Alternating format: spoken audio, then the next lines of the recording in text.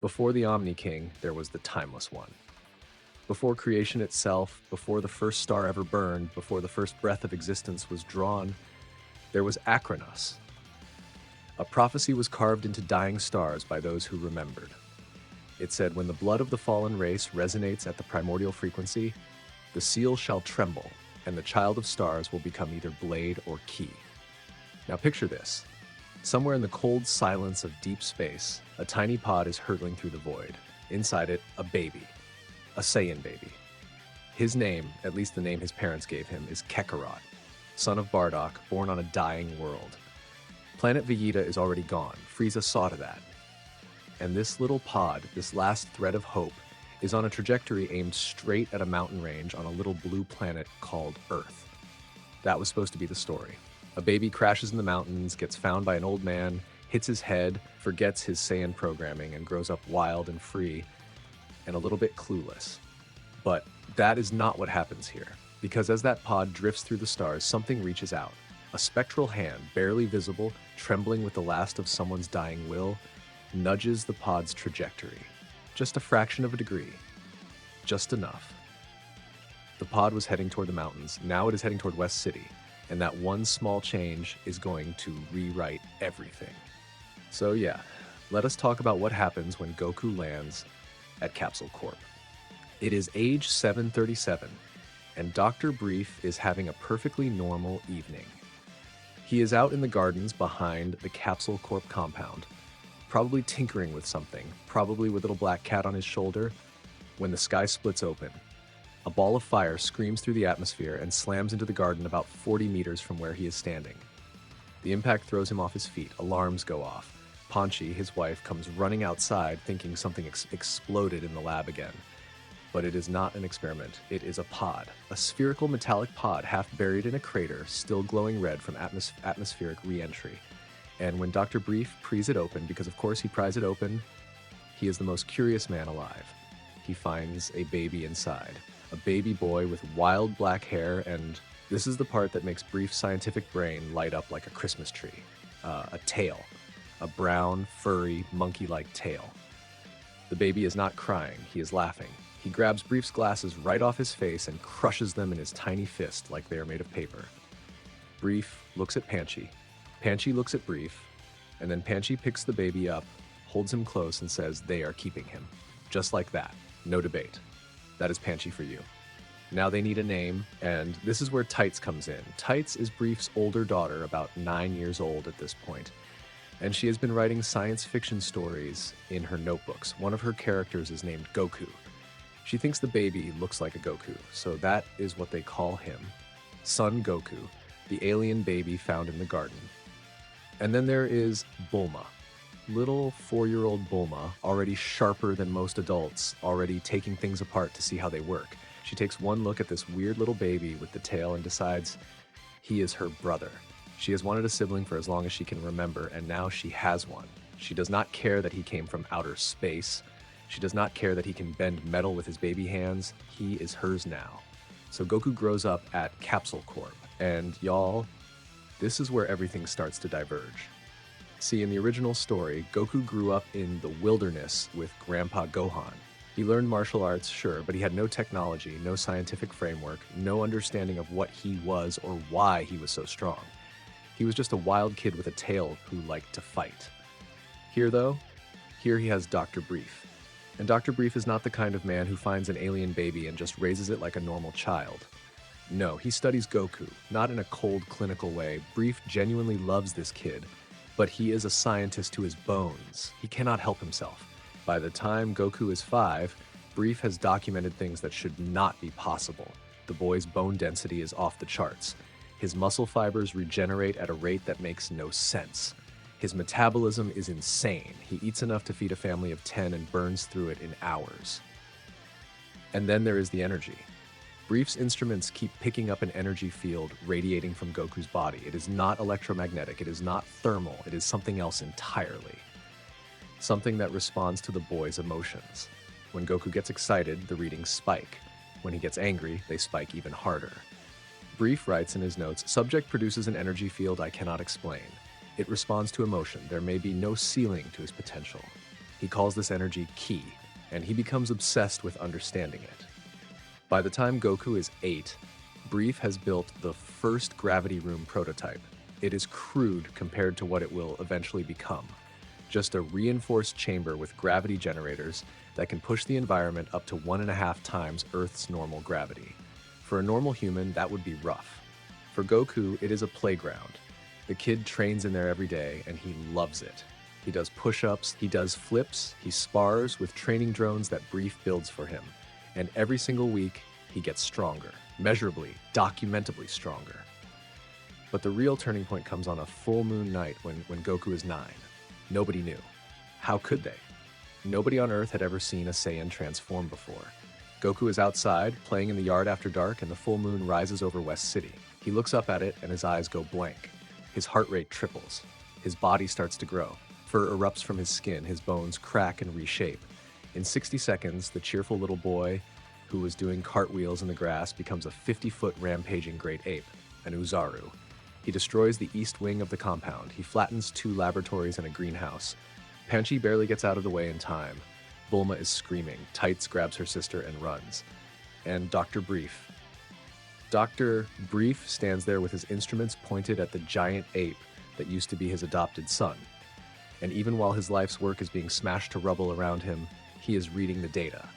Because the energy output is astronomical. The key readings are off every scale he has. This transformation, it is not just making Goku bigger. It is amplifying his power by a factor of 10, maybe more. Now here is where this version of the story really separates itself. In the original timeline, Grandpa Gohan's solution was to tell Goku never to look at the full moon. Later, people just cut his tail off. Problem solved, right? But not Dr. Brief. Cutting the tail off would mean losing access to that incredible power multiplier. Instead, Brief does what Brief does. He builds a containment dome, a massive reinforced structure designed to hold an Ozaru safely while Brief studies the transformation from the outside. Every full moon, Goku transforms inside the dome. Brief monitors everything: brain activity, key output, hormonal changes, emotional state. And over the next year, something incredible happens. Goku starts to fight the transformation from the inside. Brief notices it first in the brain scans. Goku's conscious mind is not disappearing during the Ozaru state, it is being suppressed. There is a battle happening inside that giant ape's skull, and slowly, month by month, the boy is winning. By the time Goku is 10 years old, he can look at the full moon and hold the transformation at bay through sheer willpower. He does not suppress it perfectly every time. There are close calls. But the fact that he can do it at all tells Brief something extraordinary about Saiyan biology. The Ozaru is not a separate creature. It is a frequency of power that lives inside every Saiyan. And if a Saiyan could learn to channel that frequency without the physical transformation, Brief starts writing theories. He calls it the primal frequency hypothesis. But that is a story for later. Meanwhile, Bulma is growing up right alongside Goku, and their relationship is complicated. She helps with the experiments. She is brilliant enough to understand most of what her father is doing by the time she is 12. She and Goku bicker constantly. He breaks her gadgets, she yells at him, he eats her snacks. She rigs his gravity room to spike to 3 times gravity without warning as payback. It is chaos. It is sibling energy at its most chaotic. But underneath all the fighting, there is genuine love. She worries about him during the Ozaru nights. He protects her from everything without thinking about it. They are family. Alright, so fast forward. Goku is 12, Bulma is 16, and Bulma has discovered something that is about to drag both of them into an adventure that spans the entire planet. Dragon Balls. Bulma found the 2-star ball in her father's storage vault. He had collected it years ago, thought it was just an interesting artifact. But Bulma did research. She built a radar, and she figured out that there are 7 of these things scattered across the world. And if you collect all 7, a dragon appears and grants you a wish. Any wish. So Bulma does what Bulma does. She grabs Goku, tells him they're going on a trip, and drags him out the door before he can finish breakfast. Her logic is simple. She is the brains, he is the muscle. Together they are unstoppable, and honestly, she is not wrong. The Dragon Ball hunt is a blast. They cross deserts and forests and oceans. They meet an old martial arts master named Roshi, who lives on a tiny island and has an impressive collection of well, let us just say magazines. They meet Krillin, a short, bald kid who becomes Goku's best friend almost immediately. They meet Yamcha, a desert bandit with a wolf fang fist and a crippling fear of women. They meet Oolong, a shape-shifting pig with terrible judgment. They meet Puar, a floating cat, who is somehow the most reliable one in the group. And they run into trouble. Emperor Pilaf, this little blue gremlin with delusions of world domination, tries to steal the Dragon Balls from them. In the original story, Pilaf was actually a real threat for a while. Here, not so much. Goku has been training in enhanced gravity since he was 8. He is 12 and he can already move faster than Pilaf's mechs can track. The Pilaf saga is over in about 10 minutes. Goku punches through a castle wall, grabs the Dragon Balls, and walks out, dusting off his hands. They gather all 7 Dragon Balls. The sky goes dark. Shenron rises, massive and glowing and ancient, and asks for their wish. And then Oolong, in a moment of pure panic because Pilaf was about to wish for world domination, shouts out that he wants a pair of comfortable underwear. And that is the wish. A pair of underwear. Bulma is so furious she does not speak to Oolong for a month. After the hunt, Goku stays with Master Roshi for a while to train. Roshi's methods are old school. Milk deliveries at dawn, swimming through shark-infested waters, plowing fields with bare hands. It is intense, and Goku loves every second of it. But here is the twist. The whole time Goku is training with Roshi, he is wearing monitoring devices that Brief built for him. Wristbands, a chest sensor, little nodes woven into his gi. Brief is back at Capsule Corp, analyzing Goku's ki patterns in real time. He is cross-referencing Roshi's training methods with the data. He is learning how martial arts techniques shape and direct ki in ways that pure exercise does not. This combination, Roshi's ancient wisdom and Brief's modern science, is making Goku grow at a rate that nobody has ever seen before. The next few years are a montage of escalation. Goku enters the World Martial Arts Tournament and tears through the competition. He dismantles the entire Red Ribbon Army practically by himself, an organization with tanks and jets and armies, and Goku walks through them like they are not even there. The Red Ribbon Army spends billions on weapons and soldiers, and Goku just punches through all of it. That whole saga is over before it really begins. But then things get serious. King Piccolo emerges, the Demon King, an ancient Namekian who was sealed away centuries ago, freed by the ambitions of a fool named Pilaf. Piccolo is different from anything Goku has faced. He is powerful, cruel, intelligent, and he does not care about collateral damage. He kills fighters, good fighters, people Goku knows. And when Goku faces him, it is the first time in this timeline that Goku truly has to push himself. The gravity training, the ki optimization, the Roshi techniques, all of it comes together in a full-power assault that puts King Piccolo down. But before he dies, Piccolo spits out one final egg, his son, his reincarnation, Piccolo Jr. Born with all his father's power and all his father's hatred. Piccolo Jr. grows fast, trains in secret, waits for his chance. That chance comes at the 23rd World Martial Arts Tournament. Goku is 19, Bulma is 23, and this tournament is something else. Goku versus Piccolo Jr. in the finals, and it is a war. Piccolo is everything his father was and more. He is faster, smarter, more adaptable. He pushes Goku harder than anyone ever has. The ring cracks. The arena crumbles, the crowd evacuates, and in the end, Goku wins. Barely. Decisively. But the fight leaves a mark on both of them, a mutual respect buried under layers of enmity. But the real moment at the 23rd tournament is not the fight. It is what happens after. Bulma has been watching from the stands. She has watched Goku grow up from a weird little kid with a tail to a young man who just defeated a demon's reincarnation with his bare hands. And somewhere in those years, somewhere between the bickering and the experiments and the late nights in the lab together analyzing his key data, her feelings changed. She does not see a brother anymore. She sees something else. After the tournament, she tells him, it is awkward, it is messy. Bulma is not good at being vulnerable, and Goku is, well, Goku, he does not really understand romance, not the way most people do, but he understands Bulma. He has known her his entire life. She is the person who yelled at him when he broke things and stayed up all night monitoring his vitals when he trained too hard. She is home. He says yes, not in some grand romantic way. He just looks at her and says that being with her sounds nice. And Bulma laughs, because of course that is how he says it. They are married within the year. Okay, so now we get to the part where everything changes. And I mean everything. It is age 761. Goku is 24 years old. He and Bulma have a daughter now, a 1-year-old baby girl named Escalot, half Saiyan, half human, and already showing signs of being extraordinary. Life at Capsule Corp is good, peaceful even. Goku trains, Bulma invents, Brief dotes on his granddaughter, Panchi makes enough food to feed the small army that is Goku's appetite, and then a pod falls from the sky. Sound familiar? Except this time, the person inside is not a baby. He is a full-grown Saiyan warrior with long black hair and armor and a scouter over his left eye. His name is Raditz, and he is Goku's brother. Raditz lands near Capsule Corp and comes looking for Kakarot. He finds Goku, and the reunion is not what you would call warm. Raditz takes one look at Goku's life, the house, the wife, the baby, the humans, and he is disgusted. He tells Goku the truth, all of it. You are a Saiyan. You were sent to this planet to destroy it. Our homeworld, planet Vegeta, was destroyed by a tyrant named Frieza. There are only a handful of us left, and you, Kakarot, are wasting your blood on these weaklings. Goku listens to all of it, and then he tells Raditz no. This is his home. These are his people. He is not going anywhere.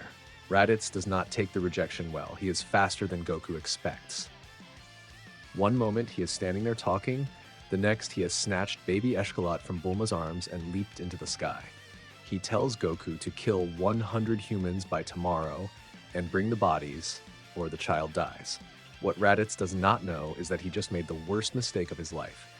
Goku goes to the one person on Earth who he knows can match Raditz's speed and power, Piccolo.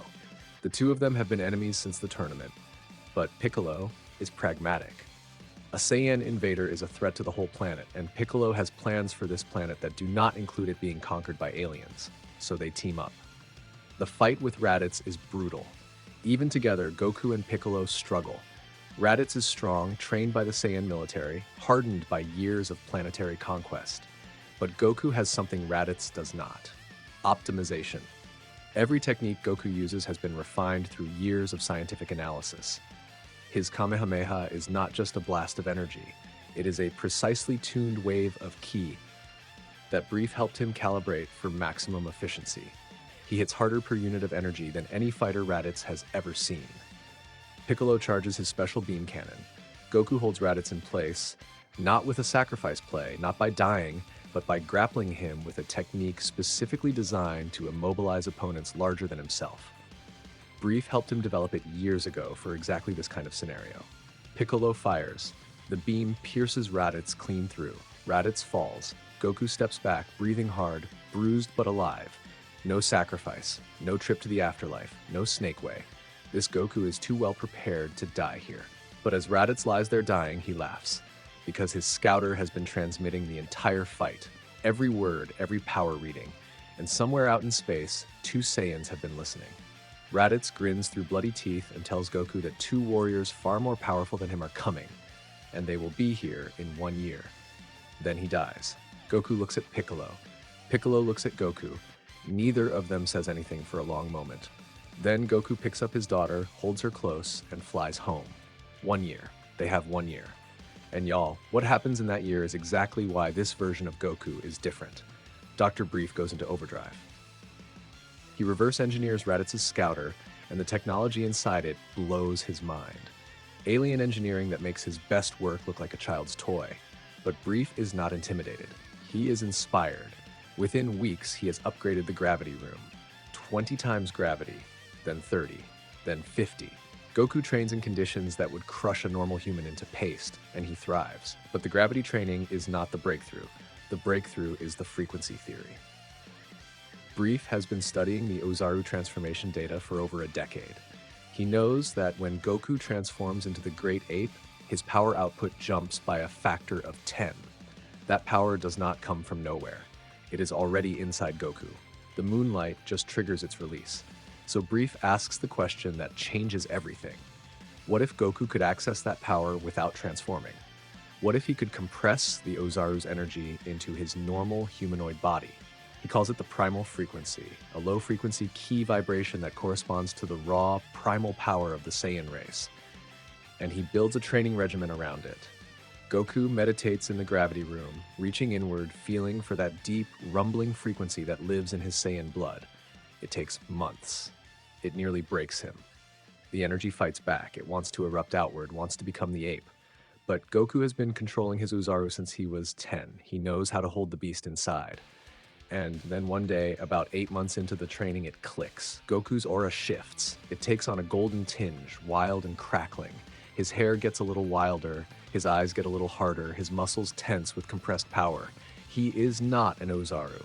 He is still himself, but his power has jumped by a factor of 10. Dr. Brief's scanners go haywire. Every reading is through the roof. Primal Saiyan, that is what they call it. Ozaru power, compressed and controlled, channeled through a humanoid body.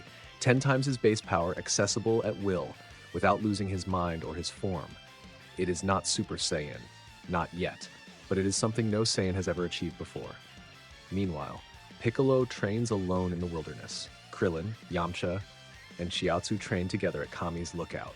Everyone knows what is coming. Everyone prepares in their own way. And then the year is up. Age 762. 2 space pods scream through Earth's atmosphere and slam into the ground outside East City. The pods crack open. 2 Saiyans step out. Nappa, a giant of a man, bald with a mustache and the casual cruelty of someone who has destroyed civilizations for fun. And Vegeta, the prince of all Saiyans, shorter than Nappa, but radiating a cold, controlled menace that makes Nappa look like a playground bully by comparison. Vegeta's power is on a completely different level. They plant Saibamen, these nasty little green creatures grown from seeds, and the Z-Fighters engage them first. The Saibamen fall, but not without cost. And then Nappa steps forward. Nappa versus the Z-Fighters is a massacre. The gap is just too wide. Yamcha goes down fighting. Teen unleashes his Tri-Beam, pours everything he has into it, and it is not enough.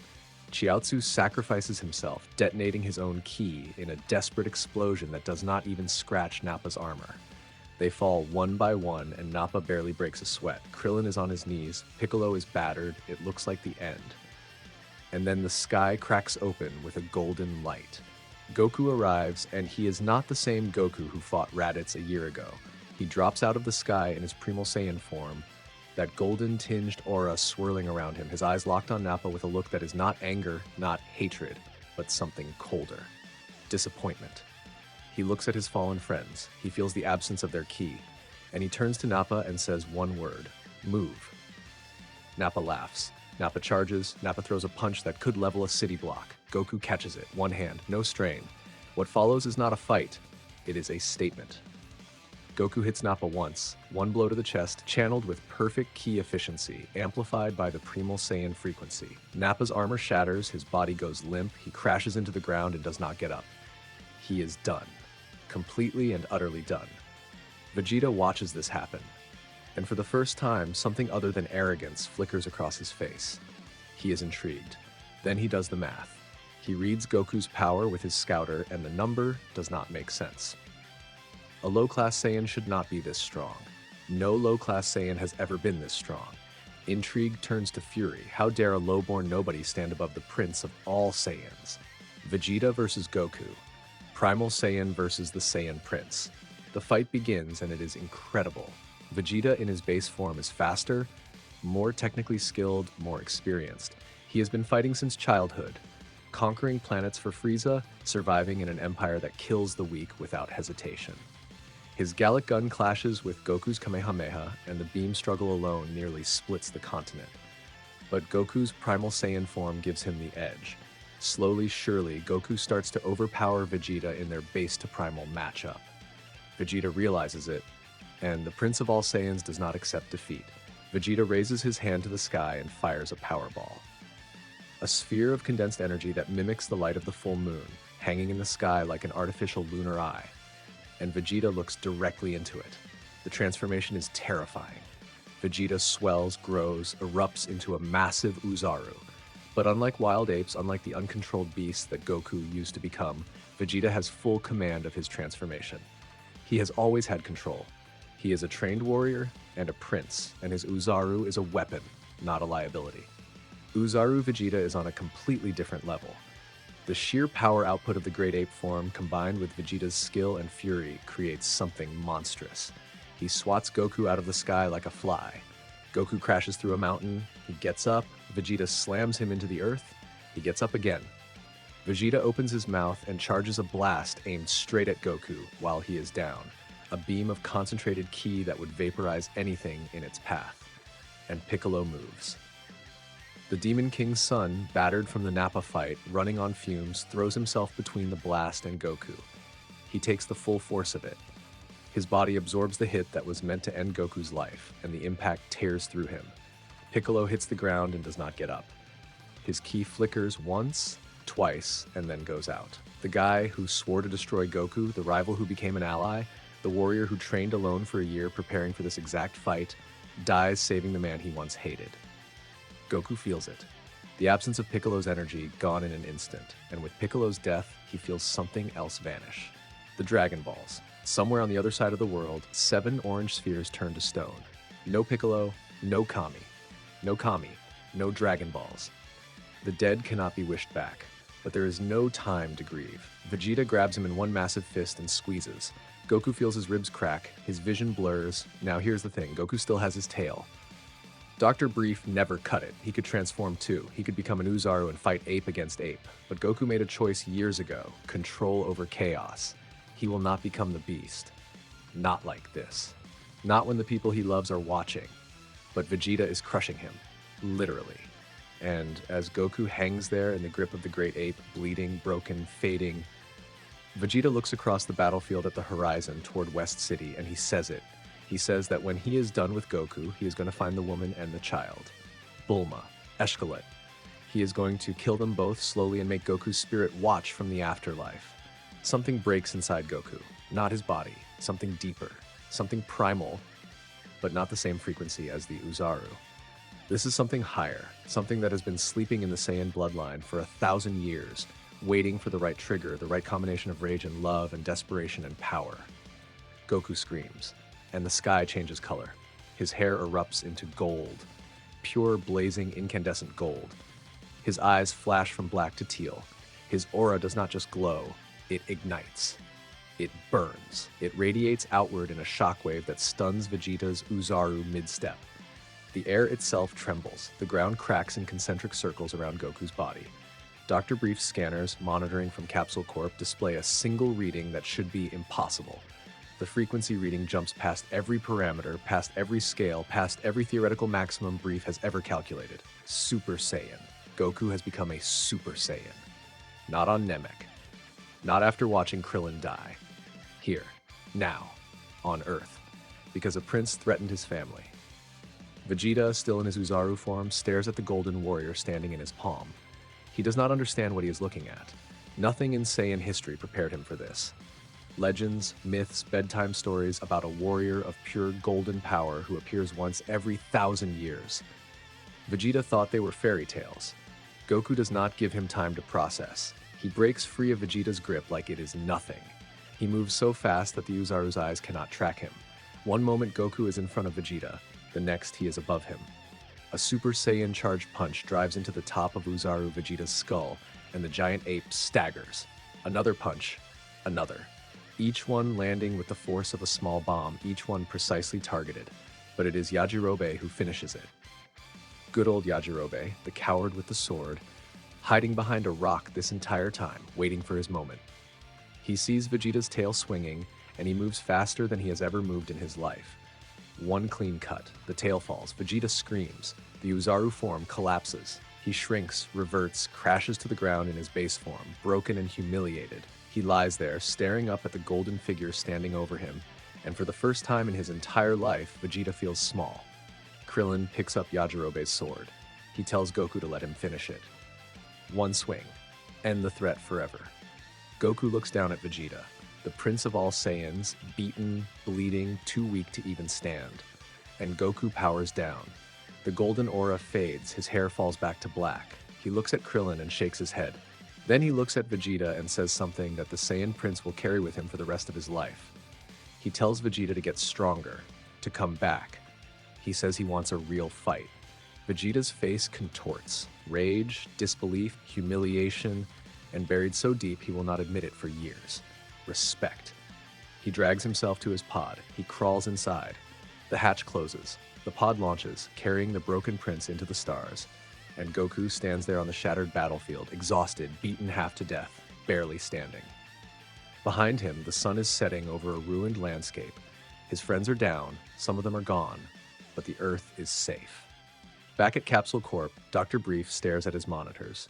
The frequency reading is still burned into the display, numbers so far beyond anything he has ever measured that his own equipment flagged them as errors. But they are not errors. They are real. His adopted son just did something that Brief's science says should be impossible. And Brief smiles. Because if Goku can do the impossible once, he can do it again. There is no ceiling. There was never a ceiling. Bulma is standing outside the compound, holding Escalade against her chest. She felt the shockwave from the battle. She saw the sky turn gold. And when she sees Goku limping toward home on the horizon, battered and bloody and grinning that stupid grin of his, she looks at him with something that is not just love and not just relief. There is awe in her eyes. And just a little bit of fear. Because the man she married just became something that this universe has never seen before. And somewhere in the cold darkness of space, in a tiny pod hurtling away from Earth, Vegeta sits in silence. His body is broken. His pride is in pieces. But his mind is already working, already planning, already burning with a single thought that will consume him for years to come. A low-class warrior surpassed him, a nobody. A reject sent to a backwater planet surpassed the Prince of all Saiyans. Vegeta clenches his broken fists and makes a vow. He will never accept this. He will get stronger. He will surpass Kakarot. No matter what it takes, no matter how far he has to go. This is not over. For any of them. This is just the beginning. So the Saiyans are dealt with. Vegeta is gone, licking his wounds somewhere in the cold void of space. Nappa is dead. The Earth is safe, but the cost was steep. Yamcha, Tien, Chiaotzu, gone. And Piccolo. During the fight with Vegeta, when the Saiyan Prince fired a devastating blast aimed straight at Goku, Piccolo threw himself in front of it. He took it full on, shielded Goku with his body, and died. The Demon King's son, the guy who swore to destroy Goku, gave his life to save him. And when Piccolo died, the Dragon Balls died with him. Because Piccolo is a Namekian and the Dragon Balls are connected to their creator. No Piccolo, no Kami. No Kami, no Dragon Balls. No Dragon Balls, no wishes. No way to bring back the Fallen. Unless there are other Dragon Balls somewhere else. And there are. On a planet called Namek, Piccolo's homeworld. A distant green planet with 3 suns and a set of Dragon Balls far more powerful than Earth's. So yeah, they are going to space. Bulma builds the ship. And this is where being married to a genius really pays off. Because Bulma does not just throw together a spacecraft from scratch. She reverse engineers the Saiyan pod technology that they recovered from Raditz and Vegeta's pods, combines it with Capsule Corp's own propulsion systems, and creates something that is faster, more comfortable, and more advanced than anything either civilization has produced on its own. The woman builds an interstellar spaceship in her garage in a few weeks. That is Bulma Brief for you. But Bulma is not going on this trip. She is pregnant. Their second child, a boy, is on the way. So the crew is Goku, Krillin, and little Escalade. Yes, Escalade. She is 2 years old, and she is already showing signs of being something extraordinary. Half Saiyan, half human, and sharp in a way that goes beyond her age. Goku is not leaving her behind. Call it Saiyan instinct, call it a father's intuition, but he wants her close. The ship has one critical feature, a gravity chamber. Bulma designed it specifically for Goku, built to handle up to 100 times Earth's gravity. And during the journey to Namek, Goku lives in that chamber. 100 times gravity. Let that sink in. Every step he takes is like carrying 99 copies of himself on his back. Every push-up, every kick, every Kamehameha practice, all of it under pressure that would crush a normal human skeleton into powder. And Goku thrives. His Super Saiyan form stabilizes, his body adapts. By the time they reach Namek, he is significantly stronger than when he fought Vegeta. But they are not the only ones heading to Namek. Frieza is already there. Frieza, the Emperor of the Universe, the tyrant who commands armies across galaxies, the monster who destroyed planet Vegeta and wiped out the Saiyan race because he was afraid of what they might become. Frieza has heard about the Namekian Dragon Balls, and he wants immortality. He has brought his entire elite force with him, soldiers, commanders, his personal guard. Namek is crawling with Frieza's men, terrorizing the Namekian villages, hunting for the Dragon Balls. And Vegeta is there too. The prince arrived on his own, healed from his wounds on Earth, burning with a single obsession. He wants the Dragon Balls. He wants immortality. Not for power's sake, not really. He wants it because he believes it is the only way to surpass Goku. If he cannot close the gap through training, he will close it by becoming unkillable. So Namek becomes a three-way war. Frieza's army versus Vegeta versus Goku's group, and the Namekian people caught in the middle. Goku's group arrives, and the situation escalates fast. Frieza's elite soldiers, Dodoria and Zarbon, are hunting Namekian villages and slaughtering anyone who will not hand over the Dragon Balls. They are powerful by galactic standards. Dodoria has a power level in the 20,000s. Zarbon can transform and push even higher. By any normal measure, these are terrifying opponents. Goku walks through them. He does not even need to power up to Super Saiyan to handle Dodoria. One burst of primal Saiyan energy, a few precise strikes, and Dodoria is done. Zarbon puts up a better fight, transforms into his beast form, but the moment Goku flickers into Super Saiyan, the gap becomes laughable. Zarbon goes down without Goku breaking a sweat. The soldiers watching this lose their minds. Their scouters are screaming numbers that should not exist. Some of them just run. And then the Ginyu Force arrives. Frieza's personal elite squad. 5 of the strongest warriors in the galaxy, each one powerful enough to conquer a planet solo. Captain Ginyu, Rikum, Birder, Jace, Guldo. They pose, they do choreographed introductions, they take themselves very seriously. Goku takes them apart in about 10 minutes. There is no body switch drama with Ginyu. No drawn-out individual battles. Goku in his Super Saiyan form is so far above the Ginyu Force that the fights barely qualify as fights. Rikum goes down first, one hit. Birder and Jace attack together, and Goku handles them simultaneously without even looking strained. Guldo tries his time freeze trick, and Goku is fast enough to break through it. Captain Ginyu, the strongest of them, tries to use his body change technique, and Goku dodges it. He read Ginyu's ki shift before the technique even fired, thanks to years of Brief's energy detection training. No body switch, no complications. Ginyu goes down, and the Ginyu Force is finished. Vegeta watches all of this from the shadows, and every moment of it makes him sicker. Goku is not just ahead of him anymore. Goku is accelerating. The gap is not closing, it is widening. Every battle Goku fights, every opponent he overcomes, the Saiyan biology kicks in and makes him stronger. Zenkai boost after Zenkai boost, compounded by scientific optimization that Vegeta does not have access to. Vegeta trained alone in the wilderness of space. Goku trained with a team of geniuses, and the results speak for themselves.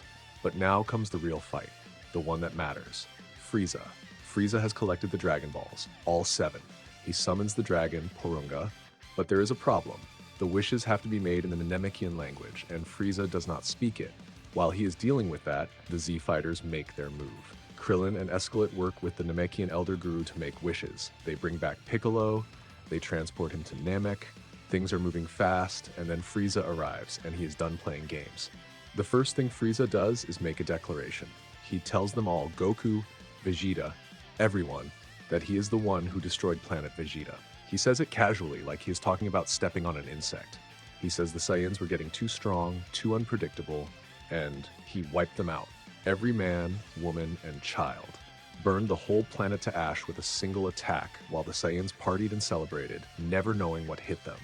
Vegeta loses it. Whatever tactical thinking he had left evaporates. He charges Frieza with everything he has, screaming about his people, his pride, his birthright, and Frieza beats him like it is nothing. Frieza is in his final form and he is barely trying. He swats Vegeta around like a toy, breaks him, leaves him bleeding on the ground. Vegeta, the prince of all Saiyans, lies in the dirt at the feet of the man who murdered his entire race, and he cannot do a single thing about it. Goku steps in, Super Saiyan, golden aura blazing, the legend that Frieza feared, the very reason he destroyed the Saiyans in the first place. And for the first time, Frieza feels something unfamiliar. Not fear, not yet, but uncertainty. They fight, and it is everything you would imagine. Super Saiyan Goku versus Frieza's final form. The planet shakes, oceans part, mountains explode. These two are fighting on a level that Namek's geology simply cannot handle. The planet starts dying around them. And at first, Goku has the edge. His Super Saiyan form is powerful, refined, optimized through scientific training and real combat experience. He hits Frieza with combinations that the Tyrant has never seen. Kamehameha waves calibrated for maximum ki efficiency, instant movement patterns that leave after images. Frieza is struggling, so Frieza pushes to 100% of his power. and that changes the equation. At full power, Frieza exceeds Goku's Super Saiyan output. Not by a lot, but enough. Goku starts taking hits he cannot block. His defense cracks. Frieza is faster, stronger, and absolutely ruthless. Back on Earth, Dr. Brief is monitoring everything through the ship's long-range sensors. He watches the frequency readings from Goku's body in real time, and he sees the problem. He opens a communication channel and tells Goku that his frequency is spiking but not stabilizing. He says there is another level. Goku is flaring up to higher frequencies in bursts, but he cannot sustain them. Brief tells him he needs to hold the intensity, not just reach for it. He needs to sustain it. Goku hears him. He understands the theory. But understanding and doing are two different things. And then Frieza kills Krillin. It happens fast. A flick of Frieza's wrist, a burst of energy. Krillin's body rises into the air, suspended, and then detonates. Just like that. Goku's best friend, the little bald monk who has been by his side since they were kids, who traveled across the galaxy with him, who was standing right there, is gone. Something shifts inside Goku. Not breaks.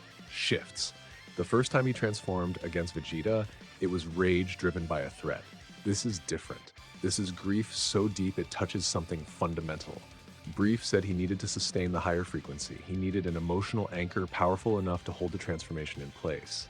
And this is it. Goku's aura does not just turn gold, it intensifies. Lightning crackles around his body, blue arcs of energy snapping through the golden field. His hair spikes higher, sharper, his eyes narrow, his muscles tighten, and his power does not just spike, it locks in. The frequency stabilizes at a level that makes Super Saiyan look like a warm-up. Every cell in his body is vibrating at a higher harmonic. Super Saiyan 2? If Super Saiyan multiplied his power by 50, this is 10 times beyond that, 500 times his base power, sustained, stable, and roaring with electricity. Frieza sees the transformation, and for the first time in his life, the Emperor of the Universe feels genuine fear. He attacks immediately, throws everything he has, fires death beams and nova strikes and planet-cracking blasts, and none of it matters. Goku walks through it. He walks through attacks that could destroy civilizations, and he does not even flinch. What follows is not a battle. It is an execution. Super Saiyan 2 Goku utterly dominates Frieza. Every punch sends shockwaves across the planet. Every kick breaks through Frieza's defenses like they are not there. Frieza tries to beg, he tries to bargain, he tries to destroy the planet in a last desperate gambit. Goku ends it. A point-blank Kamehameha that vaporizes Frieza completely. No mercy, no second chances. Not this time. Not after Krillin. Namek is exploding. The planet is tearing itself apart. Goku finds Ginyu's abandoned ship, gets it airborne, and escapes just as Namek detonates behind him. The Dragon Balls were used, the wishes were made, the fallen will return, but Goku is gone, flying through space in a damaged ship, eventually crash landing on a distant planet. The planet is called Yardrat, and the people there are going to teach Goku something that will change everything. A technique called instant transmission. The ability to lock onto a key signature and teleport to it instantly regardless of distance. It takes months to learn. But when Goku returns to Earth, he is not just stronger, he can now move anywhere in the universe in the blink of an eye. Meanwhile, Vegeta witnessed everything on Namek, all of it. He saw Goku surpass Frieza, the being Vegeta could not even scratch. He saw Goku achieve a level of Super Saiyan that Vegeta did not even know existed. And the worst part? He had to be saved. Again. The Prince of all Saiyans rescued like a helpless child. He goes back to Earth. Where else is he going to go? His planet is gone. His people are dead. The only Saiyans left are on this blue rock, and most of them are Kakarot's family. Vegeta swallows what little pride he has left and shows up at Capsule Corp. He does not ask to stay. He just stays. Brief gives him a room. Panchi gives him food. Nobody questions it. It is the Brief family way. And this is where Tights comes back into the story. Tights, Bulma's older sister, has been off traveling the galaxy with an alien named Jako for years. She is a science fiction novelist. She is curious, fearless, and completely unimpressed by tough guy posturing. She comes home for a visit and finds a brooding Saiyan prince living in her parents' house, and instead of being intimidated, she is fascinated. She pesters Vegeta with questions. What was planet Vegeta like? How does Saiyan society work? What is Frieza's empire really like on the inside? She wants details for her novels, and she is relentless. Vegeta tells her to go away. She comes back the next day with more questions. He threatens her. She rolls her eyes and asks him about Saiyan mating rituals. He sputters. She writes it down. Over weeks, then months, something shifts. Vegeta stops telling her to leave. He starts answering her questions, grudgingly at first, then with something that might be genuine engagement. Tights is not afraid of him. She does not fawn over him. She does not try to fix him. She just sits with him. She brings food to the gravity room where he trains. She writes her novels while he pushes himself past his limits, and the silence between them becomes comfortable, familiar. Vegeta has never had that. Not once in his life. Goten is born during this period. Goku and Bulma's son. A pure-hearted boy who looks exactly like his father, right down to the wild hair. The Brief household is getting crowded. 2 genius parents, 2 half-Saiyan kids, a Saiyan prince, a science fiction novelist, 2 eccentric grandparents, and a black cat. Family dinners are chaos. And then a stranger appears from the sky. A young man with lavender hair and a sword on his back descends near Capsule Corp. His aura is golden. He is a Super Saiyan. He drops out of the sky just in time to intercept 2 new threats. Mecha Frieza, rebuilt with cybernetic parts, and his father, King Cold, coming to Earth for revenge. The stranger cuts them both down in seconds, effortlessly, like swatting flies. Then he powers down, sheaths his sword, and asks to speak to Goku privately. His name is Trunks, and he is from the future. He is Vegeta and Tights' son, born in a timeline where everything went wrong. In his future, artificial humans created by a scientist named Dr. Gero appeared and devastated the world. The Z-Fighters fell one by one. Billions died, and the reason they lost? Goku was dead. A heart virus, something completely unrelated to fighting, killed him before the androids ever appeared. Without Goku, without the strongest fighter on Earth, the future was doomed. Trunks traveled back in time with a warning and a cure. The androids will appear in 3 years. And here is the medicine for Goku's heart virus. But here is where this timeline throws Trunks for a loop, because Dr. Brief has been monitoring Goku's health constantly for over 20 years. Blood work, cellular scans, key field analysis. Brief runs diagnostics on Goku the way a Formula One team monitors an engine. And Brief caught the heart virus early. Goku's been treated already. He already has the medicine. He is fine. Trunks stares at them. In his timeline, nobody caught it. Nobody was monitoring. Goku just collapsed one day and died. Here, a scientist father-in-law caught it in a routine scan. One small difference. One life saved. One entire future changed. Trunks leaves the medicine anyway, just as a backup, and returns to his own time. But he goes back shaken. This timeline is already radically different from his. These people might actually survive what is coming. 3 years of preparation follow, and everyone uses them differently. Goku focuses on stabilizing Super Saiyan 2. The form is powerful but demanding. The electrical discharge alone is hard on his body. Brief helps him design training protocols that build his cellular resistance, that teach his muscles and nerves to handle the higher frequency output without degrading. Slowly, month by month, Super Saiyan 2 becomes as natural to Goku as breathing. Vegeta achieves Super Saiyan. Not through scientific optimization, not through frequency theory, through sheer, stubborn, bone-deep willpower. He trains in the gravity room until his body breaks, heals, and trains again. He rages against his own limitations. He pushes through walls that should be impassable by force alone. And one night, alone in the gravity room at 300 times gravity, bleeding from every pore, Vegeta screams, and his hair turns gold. He did it, on his own terms, the hard way, the only way he knows. He is still behind Goku. He knows that, but the gap is smaller than it has been in years. Vegeta and Tights get married during this period. It is quiet, no ceremony to speak of. Vegeta does not do ceremonies, but Tights understands him in a way that nobody else on Earth does, and Vegeta respects her. That word means more from him than love means from most people. He respects her courage, her curiosity, her refusal to be intimidated. She understands him, and that is enough. Trunks is born. Present timeline Trunks. A baby who will grow up in a world far better than the one his future counterpart came from. And Escalade, now 6 years old, begins training. The results are terrifying. She has Goku's Saiyan biology and Bulma's intellect, and the combination produces a child who can analyze her own key output in real time and adjust her technique mid-fight. She is a prodigy in every sense of the word. Brief watches her data and starts updating his growth projection models because the old ones cannot account for what she is becoming. 3 years pass, and then the androids arrive. Dr. Gero, a scientist from the old Red Ribbon Army, the organization Goku destroyed as a child, he has been working in secret for decades, building weapons designed specifically to kill Goku. Android 19 and Android 20, which is actually Jero himself converted into a mechanical body, appear first. They are strong by normal standards, but Goku and Vegeta are both Super Saiyans now. They handle 19 and 20 without much trouble. Vegeta in particular enjoys dismantling 20, taking his time, savoring the fight. It is the first time in a long time he has felt powerful, and he is not going to waste it. But Jero has a backup plan. Hidden in a laboratory beneath a mountain, 2 more androids wait. Android 17 and Android 18, and these two are on a completely different level, stronger than 19 and 20 by orders of magnitude. Jero activates them, and they immediately kill him. Turns out building sentient weapons and then trying to control them is a bad idea. Who knew? But here's the thing about 17 and 18. They are not evil.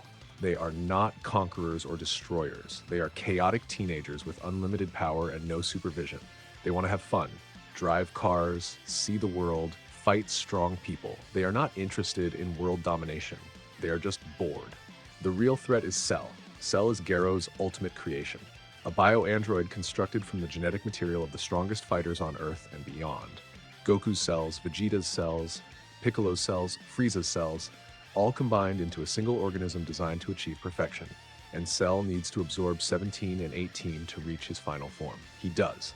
Despite everyone's best efforts, Cell absorbs both androids and achieves perfect form. And perfect Cell is a nightmare. He combines the best traits of every fighter whose DNA he carries. Goku's adaptability, Vegeta's tactical aggression, Piccolo's regeneration, Frieza's raw power. He announces a tournament, the Cell Games, one-on-one. Anyone who wants to challenge him, come and try. If everyone loses, he destroys the Earth. Vegeta fights him first. Super Saiyan Vegeta, prideful, confident, certain that his power is enough. It is not. Cell toys with him. Literally toys with him, dodging attacks with his hands behind his back, smiling, waiting for Vegeta to realize the truth. Vegeta is outclassed. Again, the pattern that has defined his life since he met Goku repeats itself. He is not strong enough. He is never strong enough. Then, Goku steps into the ring. Super Saiyan 2, lightning crackling around his golden aura, and now Cell gets serious. The fight between Super Saiyan 2 Goku and Perfect Cell is a masterpiece of destruction. Cell matches Goku blow for blow. He has Goku's own fighting instincts coded into his DNA, so he can predict Goku's patterns. He has Piccolo's regeneration, so damage that would end a normal fight just heals. He has Frieza's energy reserve, so he never seems to tire. And he has Vegeta's pride, which means he will never back down. Goku is pushed to the edge. Super Saiyan 2 is not enough. Cell is matching it, and in a moment of desperation, Goku reaches for something beyond. He digs deeper than he has ever dug before, past Super Saiyan 2, into a frequency that Brief warned him about, a frequency that his body is not ready for. Super Saiyan 3. His hair erupts downward, growing past his shoulders, past his waist, flowing like a golden mane. His eyebrows vanish. His brow ridge thickens. His aura becomes a hurricane of golden energy that pushes Cell backward just from the pressure. The power is insane. 5,000 times his base, an output so enormous that the Earth itself groans under the weight of his ki, and for a moment, it works. Super Saiyan 3 Goku hits Cell so hard that the bioandroid's regeneration cannot keep up. Cell is being disassembled. He is being taken apart at the molecular level by sheer overwhelming force. But Brief was right. Super Saiyan 3 is not a real transformation, it is an overclock. Goku is burning through his energy at a catastrophic rate. His muscles start tearing. His ki drops. His body is consuming itself to fuel a form it was never built to sustain. Within minutes, Goku can feel himself hitting empty. He is running out of time, so he makes a choice. He drops out of Super Saiyan 3, falls back to Super Saiyan 2, and uses the one technique that does not require sustained power. It requires precision, it requires perfect timing, and it requires getting close enough to Cell that there is no chance of missing. Instant transmission. Goku locks onto Cell's key signature. He vanishes. He reappears with his palms pressed against Cell's chest, and he fires a point-blank Kamehameha directly into Cell's core. The blast does not just destroy Cell, it erases him. Every cell, every fragment, every trace of regenerative material. There is nothing left. No nucleus to regenerate from. No DNA to rebuild. Cell is gone. Goku collapses. He is alive, but barely. The Super Saiyan 3 transformation and the final Kamehameha drained everything he had. He is rushed back to Capsule Corp, to the medical wing that Brief built specifically for treating Saiyan-level injuries. He spends days in recovery, and while he lies there healing, Brief comes to see him. The old scientist pulls up a chair, puts his cat on his lap, and shows Goku the data. Brief explains that Super Saiyan 3 is a dead end. He says Goku was brute forcing a higher frequency without his body adapting to it. He compares it to overclocking a processor until it burns out. The power is real, but the method is unsustainable. Goku cannot use it again without risking permanent damage. Goku asks him how he goes higher then. If Super Saiyan 3 is not the answer, what is? Brief shows him the frequency charts. Goku's progression has been exponential. Base to primal, primal to Super Saiyan to Super Saiyan 2. Each jump was clean, efficient, a real evolution. But Super Saiyan 3 broke the pattern. It was raw power without structural change. Brief says the scale ends here. There is nothing higher that his instruments can measure. Goku asks if that is it then. If Super Saiyan 3 is the limit. Brief shakes his head. He says Goku's body suggests otherwise. The data shows traces of something beyond the measurable spectrum, a frequency so high that Brief's instruments simply cannot detect it. He compares it to trying to hear a sound above the range of human hearing. It exists. They just cannot perceive it yet. Goku asks how he reaches something that nobody can even see. And Brief, the man who has had an answer for everything, the scientist who turned a Saiyan baby into the strongest warrior in the universe through data and dedication and love, looks at his adopted son and says he does not know. He says this is where his science ends, and Goku's journey continues alone. The room is quiet. Goku stares at the ceiling, thinking. Somewhere beyond what science can measure, beyond what instruments can detect, there is another level, a frequency that exists outside the known spectrum, and Goku is going to find it. But that is a story for another day. Because right now, across Capsule Corp, Vegeta is in the gravity room. His aura is golden, and the lightning of Super Saiyan 2 flickers around him for the first time. He achieved it in silence. No audience, no fanfare, just a man alone with his demons, pushing through a wall that most people would say is impossible. The gap is still there, but Vegeta is climbing. In Brief's lab, the frequency chart glows on the main monitor. A clean line of progression from base to primal to Super Saiyan 2, and then a hard ceiling. But above that ceiling, where the chart shows only blank space, Brief has written 2 words, unreadable spectrum. He stares at it. He knows there is something there. He just cannot prove it, yet. And somewhere far, far away, on a planet orbiting a distant star, a purple cat-like being sleeps on silk pillows in an enormous palace. He has been sleeping for decades, centuries even. His attendant, a tall blue angel named Whis, serves tea nearby and waits. The cat mumbles in his sleep, shifting restlessly, and a single phrase escapes his lips. Super Saiyan God. He rolls over and keeps sleeping, but the words hang in the air. Something is coming, something divine. And when this being wakes up, the universe is going to tremble. But for now, Goku heals, Vegeta trains, Brief theorizes, and the unreadable spectrum waits to be discovered. 7 years. 7 years of peace. 7 years without an apocalyptic threat crashing into their lives. And you would think that Goku would relax, right? Take a vacation, enjoy his family, maybe learn to cook or something. But this is Goku we are talking about. The man does not know how to stop. He has been training every single day since the Cell Games, pushing his Super Saiyan 2 form to absolute perfection. The transformation that once crackled with uncontrolled lightning is now smooth, stable, as natural to him as breathing. He can hold it for hours without strain. He can fight in it without wasting a single drop of energy.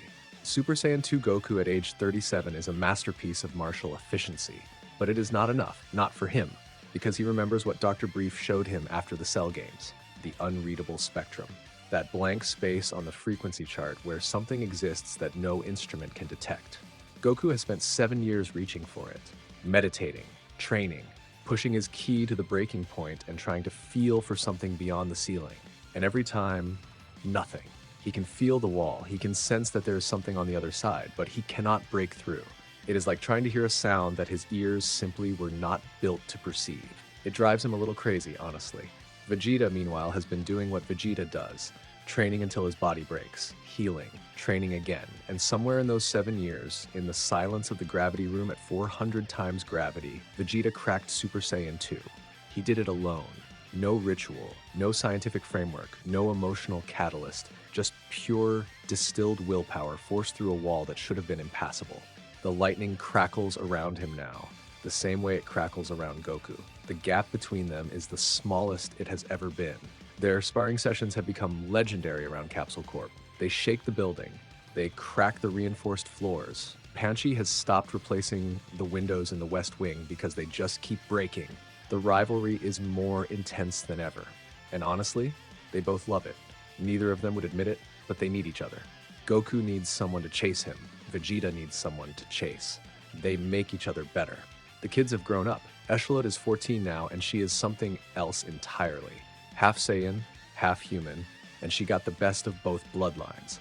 She has Goku's raw power and fighting instinct, and she has Bulma's intellect. She can analyze a technique mid-fight, identify its frequency pattern, and counter it before the opponent finishes their attack. She builds her own training equipment. She modifies her own ki-dampening weights. She reads her grandfather's research papers for fun. At 14, she can hold her own against fighters twice her age, and Brief's growth projections suggest she has not even scratched the surface of her potential. Goten is 11.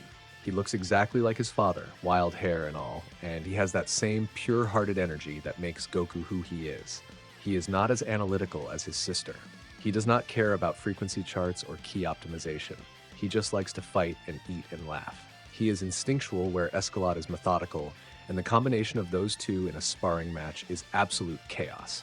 He and Trunks, Vegeta's 8-year-old son, are best friends, inseparable, and they have discovered something incredible. They can fuse. Using a technique called the fusion dance, Goten and Trunks can merge into a single warrior called Gotenks. Gotenks is arrogant, reckless, ridiculously powerful, and has the attention span of a goldfish, but the raw potential is staggering. Family dinners at Capsule Corp are a war zone. Goku and Goten eat enough to empty the fridge in 10 minutes. Echelot argues with Trunks about training methodology. Vegeta sits in the corner eating silently while Tights asks him questions about Saiyan battle tactics for her latest novel. Bulma and Brief debate frequency theory across the table. Panchi smiles and makes more food. Brassica, Vegeta and Tights' youngest, a little girl with her father's scowl and her mother's curiosity, starts a food fight. It is loud, competitive, chaotic, and full of love. This is the world that exists 7 years after Cell. A family built from aliens and geniuses and warriors held together by something stronger than Ki. And then the World Martial Arts Tournament rolls around, and everything falls apart. Goku enters. Vegeta enters. Eshkalot enters. Goten and Trunks enter the junior division. It is supposed to be fun, a chance to test themselves against Earth's best, but something is wrong. There are strangers at the tournament, fighters with dark energy working for a wizard named Babidi, and a being called the Supreme Kai, the highest-ranking deity in Universe 7, shows up to warn them. Babidi is trying to resurrect an ancient horror called Majin Buu, a creature of pure magical chaos that nearly destroyed the universe millions of years ago. Babidi needs energy to break Buu's seal, and a tournament full of the strongest fighters on Earth is the perfect feeding ground. But Babidi is clever. He does not just steal energy, he targets weakness. He reaches out with his dark magic, searching for cracks in people's hearts. Pride, resentment, buried anger, and he finds the biggest crack of all, Vegeta. Vegeta has spent his entire life in Goku's shadow. Every time he closes the gap, Goku jumps further ahead. Every time he achieves a breakthrough, Goku has already been there. He earned Super Saiyan through blood and willpower while Goku got it handed to him through scientific training. He clawed his way to Super Saiyan 2 alone in a dark room while Goku had an entire support system. The resentment has never gone away. He buries it. He channels it, but it is always there. Babidi touches that wound. He offers Vegeta power, a magical amplification that will push his Super Saiyan 2 beyond its limits, enough to finally surpass Kakarot. And Vegeta lets him. He does not get tricked. He does not get overwhelmed. Vegeta makes a choice. He allows Babidi's dark magic to take hold because he wants the power. He needs it. The Majin mark appears on his forehead, a dark M branded into his skin, and his aura turns violent and jagged. Majin Vegeta, the prince of all Saiyans, amplified by dark magic, finally standing at a level where he can match Goku blow for blow. He turns to Goku and demands a fight. Right here. Right now. Goku tries to reason with him, tells him Buu is the real threat, tells him they need to work together. Vegeta does not care. He has waited his entire life for this moment. And if Goku will not fight him willingly, Vegeta starts killing spectators to force his hand. Goku fights him. Super Saiyan 2 versus Super Saiyan 2. For the first time in their rivalry, they are truly even. Goku's scientific perfection against Vegeta's dark enhanced willpower. Every blow is matched, every technique countered, the landscape around them disintegrates. Mountains crumble, the sky itself seems to shake, and in the middle of it, they talk. Because that is what rivals do. Vegeta screams at Goku that he was handed everything, that he grew up in a mansion with scientists optimizing his potential, while Vegeta grew up under Frieza's boot, beaten and humiliated and forced to grovel for a tyrant. That everything Goku has, the power, the family, the love, Vegeta had to earn through suffering while Goku had it given to him. Goku stops him, and for once Goku is not smiling. He tells Vegeta that he thinks Goku does not suffer. He says every breakthrough costs something. Every transformation tears his body apart. Every fight risks leaving his children without a father. The difference, he tells Vegeta, is that he does not let the suffering make him bitter. The words hit Vegeta harder than any punch, but the fight has a consequence neither of them intended. All that energy, two Super Saiyan 2s going all out, it is exactly what Babidi needed. The seal on Majin Buu cracks, then shatters. Buu emerges. He does not look like a threat. That is the terrifying part. Majin Buu in his first form looks like a fat, pink, childlike creature. He giggles, he turns people into candy and eats them. He throws tantrums. He has the emotional maturity of a toddler, but his power is beyond anything they have faced. He is magical, not ki-based. He does not follow the rules of frequency and energy that Brief has spent decades mapping. He just does things, impossible things. He regenerates from any damage. He absorbs fighters and adds their power to his own. He warps reality on a whim. The Z-fighters engage him, and it goes badly. Gotenks, the fusion of Goten and Trunks, fights Buu and puts up an impressive showing. The kid is arrogant but genuinely powerful, and for a moment it looks like the fusion might work. But Buu adapts. Buu always adapts. He absorbs Gotenks and adds fusion-level power to his own. He becomes Super Buu, a leaner, meaner, smarter version of himself. Vegeta has been watching all of this. The Majin mark is still on his forehead. Babidi's magic still flows through him. And Vegeta makes his second choice of the day. He tells Tights he is proud of her. He tells Trunks to take care of his mother. And then the Prince of all Saiyans walks toward Buu alone. He wraps his arms around the monster. He looks at Goku one last time and tells him to take care of the family. Then he detonates. Every ounce of ki in his body, every drop of energy channeled inward and then released in a single cataclysmic explosion. The final explosion. A technique that converts the user's life force into destructive power. Vegeta is not just using his energy, he is using his life. The explosion is blinding. It engulfs Buu completely. The shockwave flattens everything for miles. And when it clears, Vegeta is gone, nothing left, not even dust. But Buu regenerates. From a single scrap of pink flesh, he pulls himself back together, piece by piece, until he is standing there again, grinning. Vegeta's sacrifice meant nothing. The monster is still alive. Goku is alone. He has one option, and it is a bad one. Super Saiyan 3, the form that Brief told him was a dead end. The form that nearly killed him against Cell. He knows it will drain him, he knows it could destroy his body. But Buu is rampaging, and there is nobody else left. Goku powers up. His hair cascades down his back in a golden waterfall. His brow ridge thickens. His aura becomes a storm. Super Saiyan 3, 5,000 times his base power, burning through his reserves like a wildfire through dry brush. He fights Super Buu, and for a while it works. Super Saiyan 3 Goku can match Buu's raw power. He can trade blows, he can push the monster back, but the clock is ticking. Every second in this form costs him minutes of stamina. He can feel his body tearing itself apart from the inside. He has minutes, not hours, and then the Supreme Kai appears beside him. The deity is battered, terrified, but he has information. There is a way, an ancient ritual, older than Buu himself. If 5 righteous Saiyans channel their energy into a single warrior, it can unlock a frequency beyond mortal comprehension, a divine frequency, the power of a god. Goku does not hesitate. He says, do it. Back on Earth, Bulma and Brief do what they have always done when the impossible shows up. They solve the logistics. The Dragon Radar goes up, the Dragon Balls are gathered, and Shenron is called with a single wish. Restore everyone of good heart who died in Babidi and Buu's catastrophe. The dragon grants it. Across the battlefield, lives return. And among them is Vegeta, because whatever darkness Babidi touched died the moment the prince gave his life for his family. The logistics are insane. They need 5 Saiyans. Goku is 1, Escalade is 2, Goten is 3, Trunks is 4, and the 5th, they use the Dragon Balls to revive Vegeta. The prince comes back to life on the battlefield, disoriented, furious, and immediately told that he needs to give his energy to Kakarot to save the universe. The look on his face is almost funny. Almost. But there is a subtlety here. Bulma is pregnant. their third child still months from being born, and that unborn child has Saiyan blood. The ritual recognizes it. 5 Saiyans. Echelot Goten, Trunks, Vegeta, and the unborn child through Bulma's presence. They form a circle around Goku. They channel their energy. Their ki flows into him like rivers feeding an ocean.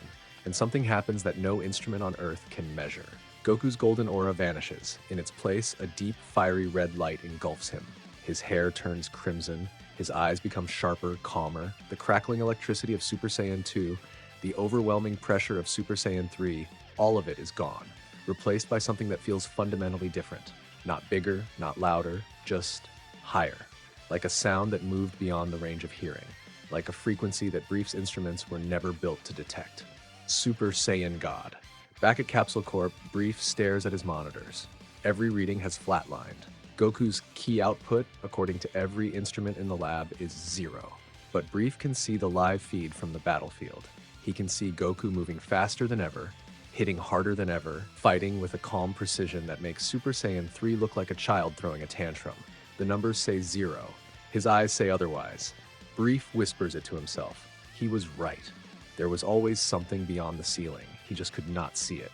Super Saiyan God Goku versus Super Buu is a complete mismatch, not in Buu's favor, in Goku's. The divine frequency operates on a level that Buu's magical regeneration cannot keep up with. Goku's punches carry divine ki that disrupts Buu's cellular structure at a fundamental level. For the first time, Buu takes damage that does not heal instantly, but the form is temporary. The ritual gave Goku a taste of the divine frequency, but he cannot sustain it on his own. He can feel it fading, the red aura flickering, the power draining back down toward mortal levels. He has minutes, maybe less. So Goku makes one final play. He channels every last drop of Super Saiyan God energy out of his body and into a spirit bomb. Not a normal spirit bomb, a divine one. Powered by God Ki, infused with the energy of 5 Saiyans, charged with a frequency that exists beyond mortal perception. He raises his hands. The sphere forms above him, glowing white and gold and red, pulsing with divine power, and he throws it. The divine spirit bomb hits Majin Buu with the force of creation itself. Buu screams. He tries to regenerate, he tries to push it back, but divine ki is not something his magic can counter. The spirit bomb consumes him, every cell, every fragment, every last trace of the magical chaos entity that has terrorized the universe for millions of years. Buu is erased, completely and permanently. Goku collapses. He is on his back, staring at the sky, barely conscious. The red aura is gone. His hair is black again, his power level is almost nothing, but he is smiling. Because for one brief, brilliant moment, he felt it. The divine frequency, the thing beyond the ceiling. He touched it. He held it in his hands, and then it slipped away. He whispers it to nobody in particular. He says he touched it. He touched it, the divine frequency. But he could not hold it. Vegeta stands nearby, alive again, watching the man who just saved the universe for the 100th time. His expression is unreadable. There is resentment there, sure, there is always resentment. There is something else too. Something that Vegeta will never say out loud. Respect. Real respect. The kind you can only have for someone who pushes you to be better than you thought possible. 4 years pass, and then a god wakes up. His name is Beerus. He is the god of destruction for Universe 7. A purple, cat-like being with the power to erase planets with a flick of his finger. He has been sleeping for decades on his world, attended by his angel companion Whis, and he has been dreaming. Dreaming of a warrior bathed in divine light, a Super Saiyan god. Beerus comes to Earth. He arrives during Bulma's birthday party. Of all things, the whole family is there. Goku, Vegeta, the kids, Brief, Panchi, Tights, Roshi, Krillin, everyone. And into this warm, chaotic family gathering walks a deity who could end their planet on a whim. He is polite. At first, he eats the food, he compliments Panchi's cooking, but he is looking for the Super Saiyan God, and when he does not find one immediately, he gets impatient. And when Beerus gets impatient, bad things happen. The Z-Fighters try to stop him, all of them. It is not even close. Beerus handles them casually, almost lazily. He flicks aside Super Saiyan 2 Vegeta with one finger. He dodges everything the others throw at him without moving his feet. The gap between a mortal and a god is not just large, it is categorical. They exist on different planes of power entirely. Goku asks for time. He explains the ritual. 5 Saiyans. They have done it before. They can do it again. The ritual is performed. Echelot, Goten, Trunks, Vegeta, and this time Bulma's contribution is not an unborn child, but rather her presence in the circle steady with their youngest. The energy flows into Goku. The red aura returns, Super Saiyan God. And this time, back in the lab, Brief is watching with new instruments. Devices he has spent 4 years building specifically to try to detect what he could not detect during the Buu fight. He turns everything on. He points every sensor at Goku's position, and the readings come back. 0. Still 0. Every instrument he has, even the new ones designed specifically for this purpose, reads absolutely nothing. Goku's detectable ki has dropped to 0, but he is clearly stronger than he has ever been. Brief says it out loud, half to himself, half to the empty room. He is reading nothing. Absolutely nothing. But his son-in-law is stronger than he has ever seen him. And then a voice answers him. Whis, Beerus's angelic attendant, appears beside Brief. The tall blue being with the staff looks at Brief's instruments with genuine interest and explains. He says mortal senses and instruments cannot perceive divine ki.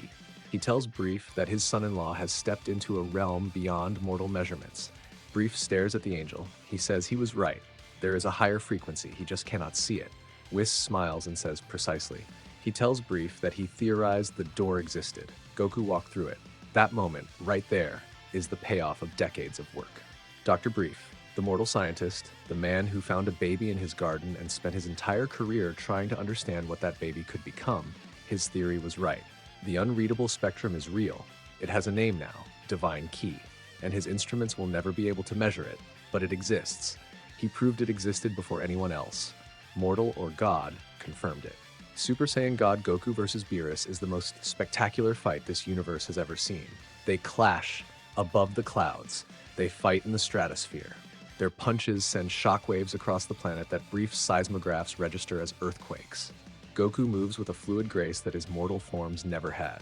The divine frequency gives him access to a kind of power that is not just bigger, it is fundamentally different, cleaner, more efficient.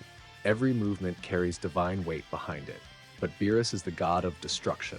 He has held this position for millions of years. He has destroyed civilizations, extinguished stars, erased threats that make Frieza and Cell and Buu look like children. And even Super Saiyan God Goku, as magnificent as he is not enough. Goku loses. Not badly, not embarrassingly. He pushes Beerus further than anyone has in millennia. He earns the god's genuine respect. But he loses. The divine frequency fades again, the ritual's borrowed power draining away, and Goku drops from the sky, exhausted. Beerus, impressed, spares the Earth. He was going to destroy it if nobody entertained him. Goku entertained him. The planet lives. And then Whis makes an offer that changes everything. He tells Goku and Vegeta that they have touched the divine frequency. They have tasted God Ki, but they did it through a ritual, through borrowed power. Whis offers to train them to generate divine Ki internally, on their own, without a ritual, without borrowing from anyone. Goku and Vegeta both say yes before Whis even finishes the sentence.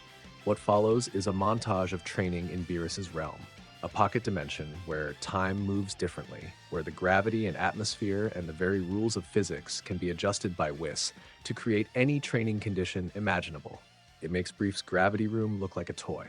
And Whis is a teacher unlike anything either Saiyan has ever encountered. He does not yell, he does not push, he simply sets impossible standards and waits for them to rise. Goku learns to generate divine ki on his own. No ritual, no borrowed power. He reaches inside himself and finds the divine frequency, not by forcing it, but by understanding it. By understanding that divine ki is not just a higher version of mortal ki. It is a different type of energy entirely, calmer, more controlled, more efficient. Where mortal ki is a bonfire, divine ki is a laser. Same energy, fundamentally different application. And then Goku does something that should be impossible. He layers Super Saiyan transformation on top of divine ki. He goes Super Saiyan while sustaining the divine frequency. The result is a form that burns with blue fire instead of gold. His hair turns blue. His aura turns blue. The power output is staggering. 50,000 times his base. Divine ki flowing through a Super Saiyan framework. Super Saiyan Blue. Vegeta achieves it too, because of course he does. Vegeta reaches Super Saiyan God through pure willpower, the same way he has achieved every transformation in his life. And then he pushes further and reaches Super Saiyan Blue shortly after Goku. The gap between them is razor thin again, and their sparring sessions in Beerus's realm leave craters in dimensions that are specifically designed to be indestructible. During this training, Whis drops a hint.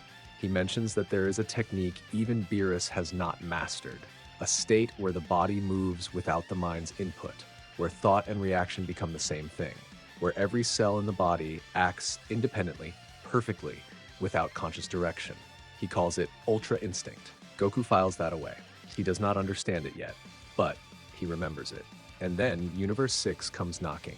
Champa is Beerus's twin brother, the god of destruction for Universe 6, which exists as a sort of mirror dimension to Universe 7. Champa is rounder, louder, and more competitive than Beerus, and he challenges his brother to a tournament.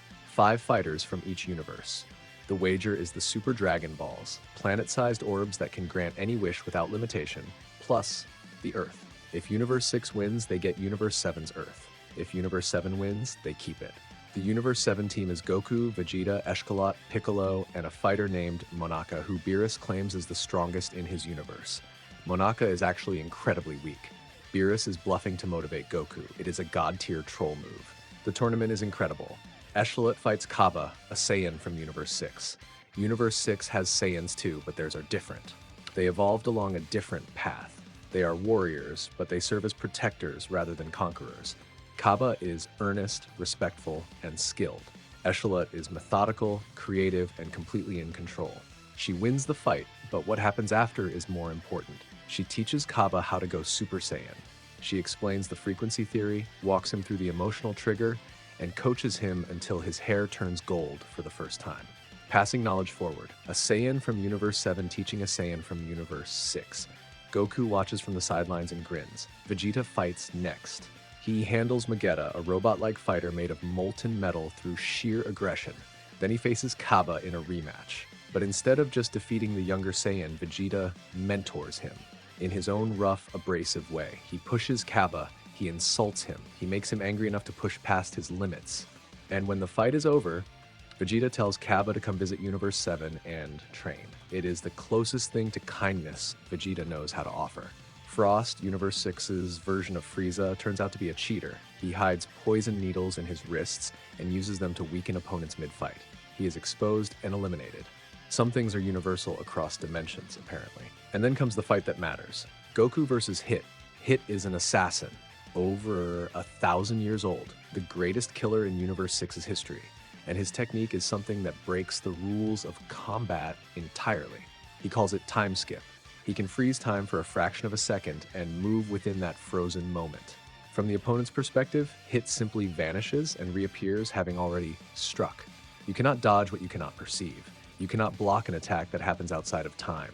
Super Saiyan Blue Goku cannot touch him. Hit skips through time, lands clean shots, and retreats before Goku can react. It is surgical, efficient, devastating. Goku takes hit after hit and cannot figure out the pattern because there is no pattern. Time skip does not have a tell. It just happens. But then something shifts. Goku stops thinking. He stops analyzing. He stops trying to predict Hit's movements with his conscious mind. And he starts feeling. His body begins reacting before his brain gives the order. He dodges an attack that has not happened yet. He blocks a strike that time skip should have made invisible.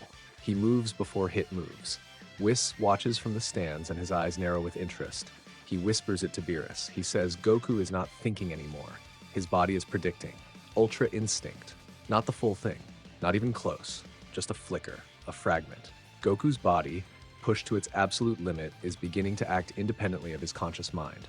For fractions of a second, his cells react faster than thought. It is unstable, unreliable, and it fades as quickly as it appears. But it is there, the seed of something beyond even the gods. Goku needs more.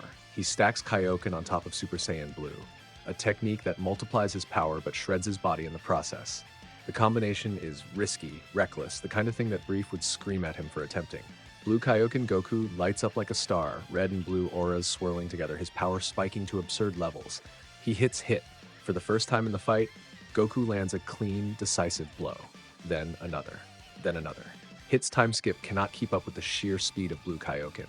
Goku overwhelms the assassin through raw, unsustainable power. Hit goes down. Goku wins. And then Goku collapses because Blue Kaioken absolutely destroys his body. Worth it though. Universe 7 wins the tournament. Earth is safe. The Super Dragon Balls are gathered and the wish is saved for later. Kaba goes home to Universe 6 with a promise to introduce the Saiyan communities across both universes. New connections, new rivalries, new potential. But not everyone who watched the tournament is happy. In Universe 10, in the sacred world of the Kais, a young deity named Zamasu watches recordings of the fights. He is a Supreme Kai apprentice. Green skin, white hair, elegant features, twisted with barely concealed rage. He watches Goku fight Beerus and push a god of destruction to his limits. He watches mortals wield divine ki, as if they have a right to it. He watches Saiyans, violent creatures born from a warrior race, standing as equals to gods. And Zamasu's face contorts with something beyond anger. It is ideological revulsion, deep philosophical disgust at the very concept of mortals touching divine power. He believes mortals are flawed, violent, destructive. They were given life and they used it to build weapons, to wage wars, to pursue power they were never meant to have. And now one of them, a Saiyan, is wielding God Ki, fighting gods, matching them. He stares at Goku's image on the screen and says it quietly like a verdict. He calls Goku the symbol of everything wrong with mortals. And that is where we leave part 3. Goku and Vegeta are sparring in Super Saiyan Blue somewhere above Capsule Corp, trading blows that send shockwaves through the clouds, grinning like idiots because they have never been closer in power and the fight has never been better. Escalot is in her lab, analyzing Hit's time skip technique with her grandfather's instruments, trying to reverse engineer a way to replicate it. She is 19 and she is trying to break time because she is her parents' daughter. And in the sacred world of the Kai, Zamasu sits alone with his thoughts and his certainty. He knows what he has to do. The mortals have gone too far. The gods have been too lenient. And the Saiyan called Goku, he is the proof that the system is broken. Zamasu is going to fix it, whatever it takes. So Goku has touched the divine frequency. He has mastered Super Saiyan Blue. He has sparred with a god of destruction and lived. He even caught a glimpse of something beyond, Ultra Instinct, during his fight with Hit. Life should be good, and for a while it is. But somewhere across the multiverse, in the sacred world of the Kais in Universe 10, Zamasu has been watching, and Zamasu has been thinking. And when a god starts thinking the wrong thoughts, the consequences are catastrophic. It starts simply enough. Zamasu meets Goku during a cross-universe visit. Gowasu, Zamasu's master, brings him along as a learning experience. The Supreme Kai apprentice sees the Saiyan and asks to spar with him, just a friendly match. No stakes, and Goku matches him. A mortal matches a god. Zamasu walks away from that sparring session with his worldview cracked down the middle. He has spent his entire existence believing in the divine order. Gods above, mortals below. That is how it is supposed to work. That is the natural hierarchy. But this Saiyan, this creature of violence and impulse and mortal weakness, stood across from him and fought him as an equal. Worse than an equal. Goku was holding back. The crack in Zamasu's worldview does not heal, it spreads. He looks at the mortal races across the multiverse and he sees violence, war, cruelty, destruction. He sees mortals building weapons, killing each other, ravaging their own worlds. And now they are reaching for divine power. They are wielding God Ki. They are fighting in tournaments alongside deities as if they belong there. To Zamasu, this is not progress. This is an abomination. His ideology crystallizes into something cold and absolute. Mortals are a mistake. The gods were too lenient in allowing them to exist. And the Saiyan called Goku, he is the ultimate proof that the system is broken. A mortal who surpasses gods. It cannot be allowed to continue. Zamasu uses the Super Dragon Balls, planet-sized orbs that can grant any wish without limitation. He wishes to swap bodies with Goku from an alternate timeline. Not this Goku. A Goku from another version of events, a parallel reality. The wish is granted.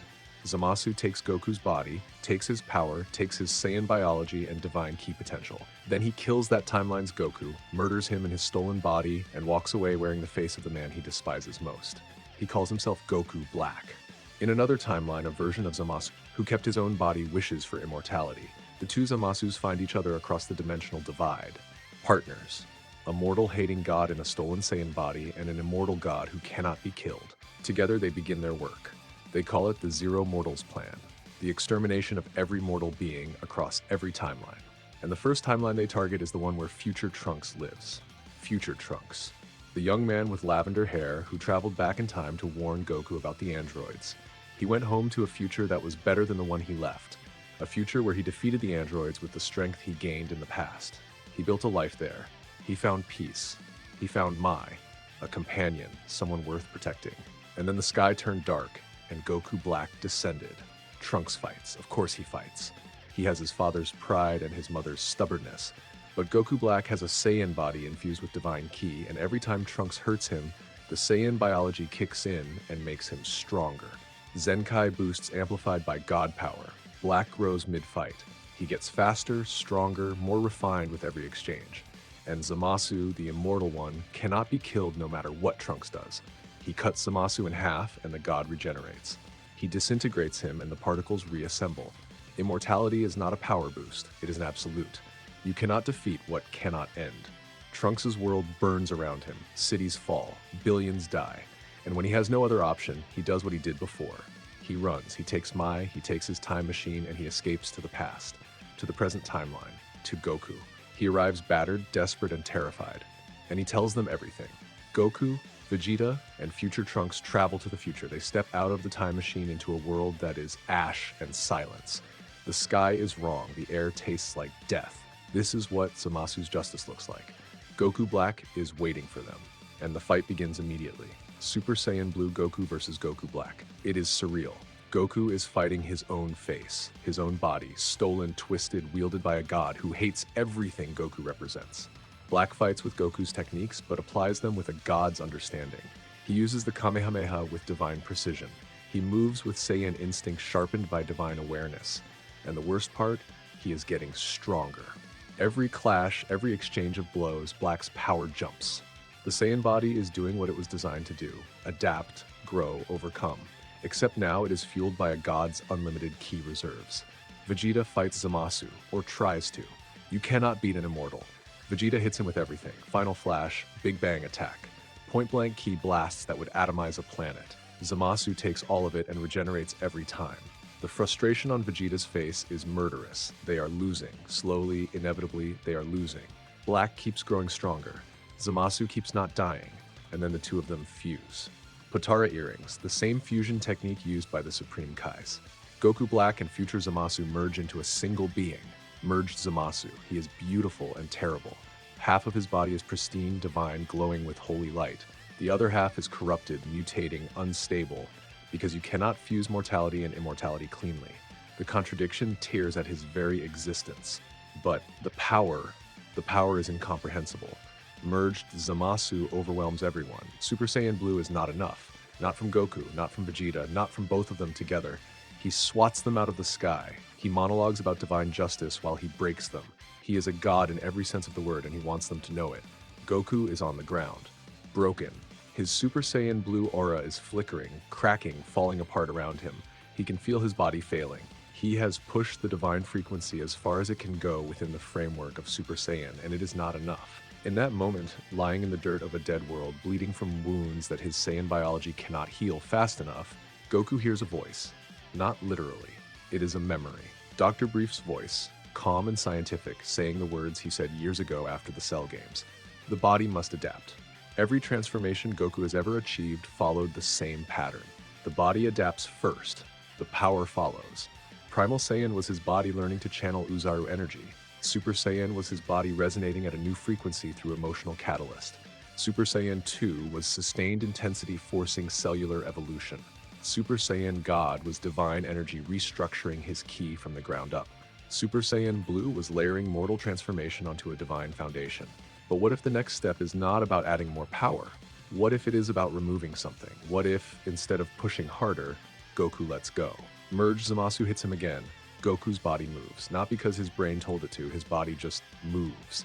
He dodges an attack that should have killed him, and he does not know how he did it. His eyes flash silver for a fraction of a second. His aura shifts from blue to something else. Something white. Something that does not burn or crackle, but flows like water finding the path of least resistance. Ultra Instinct sign. It is not complete. It is not mastered. It is the door cracking open, light spilling through before the door swings wide. Goku's body begins operating independently of his conscious mind. His arms block attacks he has not seen. His legs carry him out of danger before the danger arrives. His fists strike openings that his brain has not identified yet. Every movement is efficient. Nothing wasted, no thought. No hesitation, just the body doing what the body was built to do. Merged Zamasu feels it. Something has changed. The mortal in front of him is moving differently. Faster, yes, but that is not it. It is the quality of the movement. There is no telegraph, no wind up, no intention to read. Goku's body is a perfect instrument, and for these flickering moments, it is playing itself. Goku lands hits on merged Zamasu that actually damage him. The fusion's unstable half cracks further. The corruption spreads. Zamasu screams, not in pain, but in outrage. A mortal should not be capable of this. This is beyond divine ki. This is beyond anything in the hierarchy. This is something that even the gods fear. But Ultra Instinct Sign is unstable. It comes in flashes, seconds at a time, and then Goku's conscious mind reasserts itself, and the flow breaks. He cannot hold it. Not yet. He pushes merged Zamasu to the edge, damages the fusion, destabilizes the merge, but he cannot finish it, and then merged Zamasu's body gives out. The contradiction of mortal and immortal fused together finally tears the physical form apart. The body dissolves, but Zamasu's will does not. His consciousness expands, it pours out of the destroyed body like smoke, like a virus, like an idea that cannot be killed because ideas do not have bodies to destroy. Zamasu's face appears in the sky, then across the entire sky, then across every sky. His will spreads across the future timeline like a cancer, infecting reality itself. The clouds become his face, the air becomes his rage. He is no longer a being, he is the timeline. Infinite Zamasu, you cannot fight the sky, you cannot punch an atmosphere. Goku and Vegeta stand on the ground of a dead world, looking up at a god who has become everything, and for the first time, there is nothing they can do. Goku has one option. One, he reaches into his gi and pulls out a small button. Zeno gave it to him. The Omni King, the being who rules all of existence, gave Goku a button and told him to press it if he ever wanted to see him. Goku presses it. Future Zeno appears, a small, childlike figure with enormous power. He looks around at the ruined timeline. He sees the sky filled with Zamasu's screaming face, he sees the dead world, the empty cities, the silence, and Future Zeno erases it. All of it, the entire timeline, everything, every atom, every moment, every thread of existence in this version of the future, wiped clean. Infinite Zamasu gone, the dead world gone, the sky, the ground, the stars gone. A perfect void where a universe used to be. Goku, Vegeta, Future Trunks, and Mai escape through the time machine just before the erasure reaches them. They tumble back into the present timeline, gasping, shaken. And Goku does something that changes the cosmic landscape forever. He brings Future Zeno back with him. His logic is simple and so purely Goku that it hurts. He says the little guy would be lonely with nothing left. So now there are two Zenos, the present one and the future one. Dual Omni Kings. They are delighted to meet each other. Two childlike beings with the power to erase universes playing pat-a-cake in Zeno's palace, while the Grand Priest watches with an expression that might be amusement and might be concern. Future Trunks and Mai are relocated to a new timeline, one where their counterparts died so they can exist without paradox. It is not a happy ending for them, but it is an ending. They have a world to rebuild. Goku comes home. He sits in the garden at Capsule Corp, the same garden where his pod landed 43 years ago, and he is quiet, which is not like him. Bulma asks what is wrong, and Goku tells her what he saw.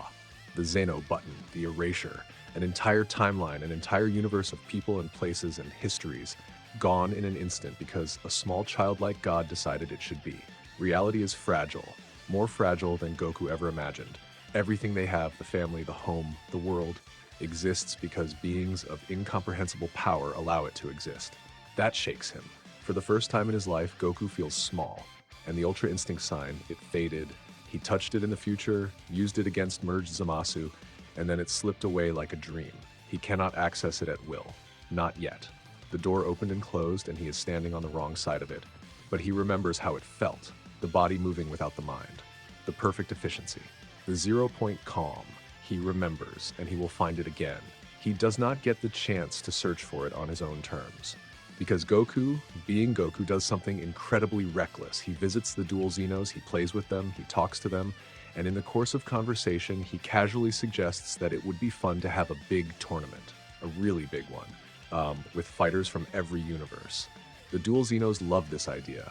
They love it so much that the Grand Priest, Whis' father and the most powerful angel in existence, formalizes it within days. The Tournament of Power, 80 fighters, 8 universes, 10 fighters from each, a 48-minute battle royale on a stage floating in the void between dimensions. Last universe standing wins. Oh, and the stakes? Any universe that loses gets erased, deleted from existence by the dual Zenos. Just like the future timeline. Just like that. Goku accidentally bet every universe's existence on a martial arts tournament. Classic. The other universes are furious.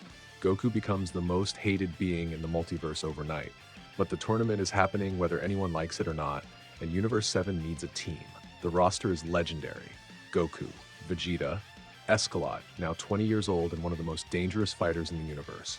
Goten, 18, looking just like his father and fighting with that same pure-hearted instinct. Piccolo, the eternal strategist. Android 17, the former enemy turned park ranger, who has been quietly training in isolation for years and is shockingly powerful. Android 18, his sister, tactical and ruthless. Master Roshi, the old man who still has tricks nobody has seen. Tien, disciplined and deadly. And Frieza. Yes, Frieza, recruited from hell itself. The deal is simple. If Universe 7 wins, Frieza gets resurrected. If they lose, it does not matter because everything gets erased anyway. Frieza accepts because Frieza always accepts when survival is on the table. Nobody trusts him, nobody likes him, but they need him. The family dynamics alone make this team fascinating. Goku and Vegeta fighting alongside their children. Echelot and Goten, the next generation of Saiyans, standing on the same stage as their fathers. Two families, bound by rivalry and blood and shared history, fighting to keep their universe from being deleted. The Tournament of Power begins, and it is chaos from the first second. 80 fighters on a single stage, no killing allowed, ring out only. The goal is to knock opponents off the edge and into the void below. Last team with fighters remaining wins. The clock starts and it is a brawl.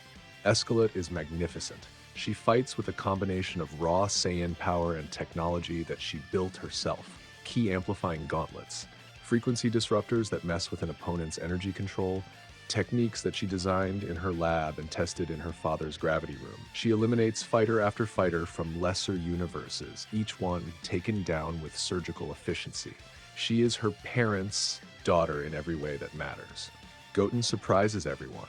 People expected him to be outclassed at this level, but Goten fights with an instinctual fluidity that defies his relatively modest power level. He reads opponents, he adapts mid-fight, he finds angles that stronger fighters miss. He is not the strongest person on the stage, but he might be the most unpredictable. Android 17 shines as the tactical backbone of the team. He conserves energy while others burn through theirs. He uses barriers to protect teammates. He fights smart, not hard. Over the course of the tournament, 17 becomes one of the most valuable fighters Universe 7 has. Frieza plays both sides because Frieza is Frieza.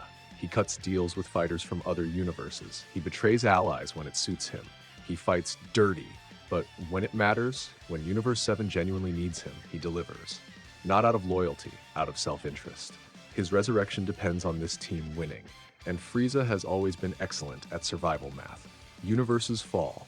One by one, teams are eliminated, and the dual Xenos raise their hands and erase entire realities. Billions of lives gone in a flash of light. The remaining fighters watch it happen and the weight of it is crushing. This is not a game. This is an execution dressed up as entertainment. Kale and Caulifla, two Saiyans from Universe 6, fuse into Kefla. She is powerful, wild, a fusion of berserker rage and street fighter cunning. Goku faces her and those flickers of Ultra Instinct sign return. His body moves on its own for seconds at a time, dodging Kefla's attacks with an eerie calm that does not match the chaos of the fight. He defeats her, but the sign fades again. Still unstable, still out of reach. And then there is Jiren. Jiren of Universe 11, a mortal who transcended through trauma. His family was murdered. His teacher was murdered. Everyone he ever cared about was taken from him, and instead of breaking, he hardened. He trained beyond what any mortal should be capable of. He pushed past the limits of his body, his ki, his very existence, and he came out the other side as something that should not be possible. A mortal stronger than a god of destruction. Jiren does not talk much. He does not need to. His power talks for him. He stands on the stage like a monument, arms crossed, barely moving, and when he does move, fighters simply stop existing on the stage. He flicks people into the void with one hand. He takes attacks from multiple opponents simultaneously and does not flinch. He is the final obstacle, the wall that Universe 7 has to get through to survive. Super Saiyan Blue Goku fights him. It is not enough, not even close. Vegeta fights him in blue. Same result. Echelot tries bringing every technique she has. Jiren acknowledges her skill and then knocks her off the stage with a single focused blast. They hit him with everything. Blue Kaioken, Final Flash, combined attacks from multiple fighters. Jiren takes all of it and barely moves. Goku is alone.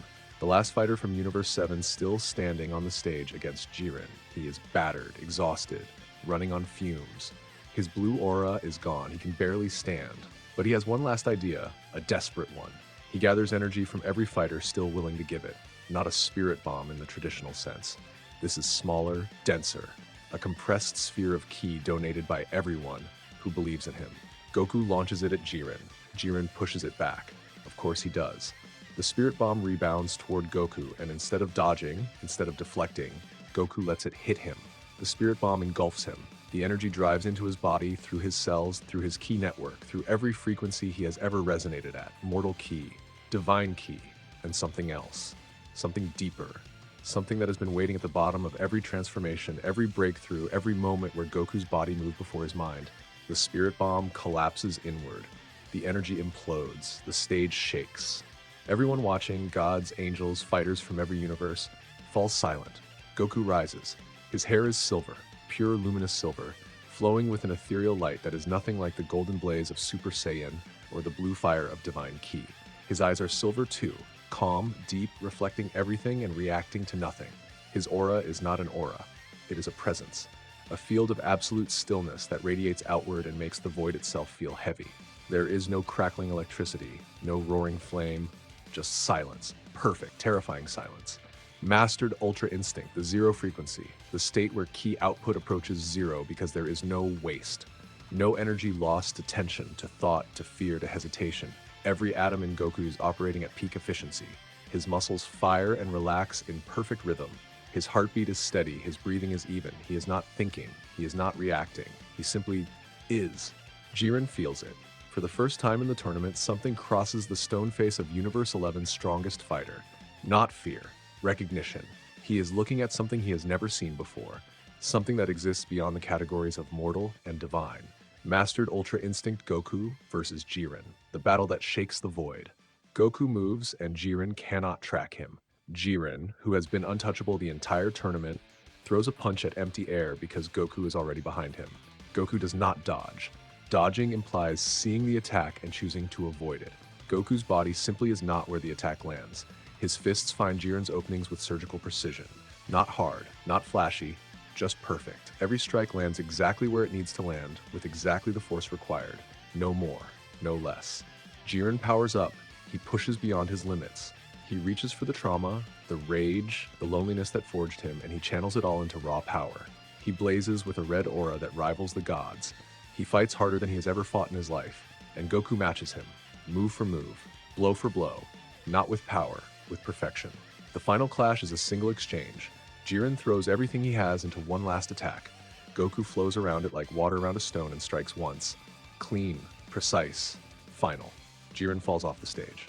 He tumbles into the void below, defeated, and the void catches him in a cushion of energy that prevents death but confirms elimination. Jiren, the mortal who transcended through trauma, looks up at the silver-haired figure standing on the ruined stage above him, and for the first time in decades, he smiles. Universe 7 wins. Android 17, who survived the tournament through sheer tactical brilliance and a selfless moment where he shielded Goku at a critical moment, is the one who gets to make the wish on the Super Dragon Balls. And 17, the former villain, the android who spent years quietly protecting wildlife on a remote island, wishes for something that nobody expected. He wishes to restore all the erased universes. Every universe that was deleted during the tournament, every reality that the dual Xenos wiped out, comes back. Billions upon billions of lives restored. The Grand Priest watches this happen and nods with something that might be approval.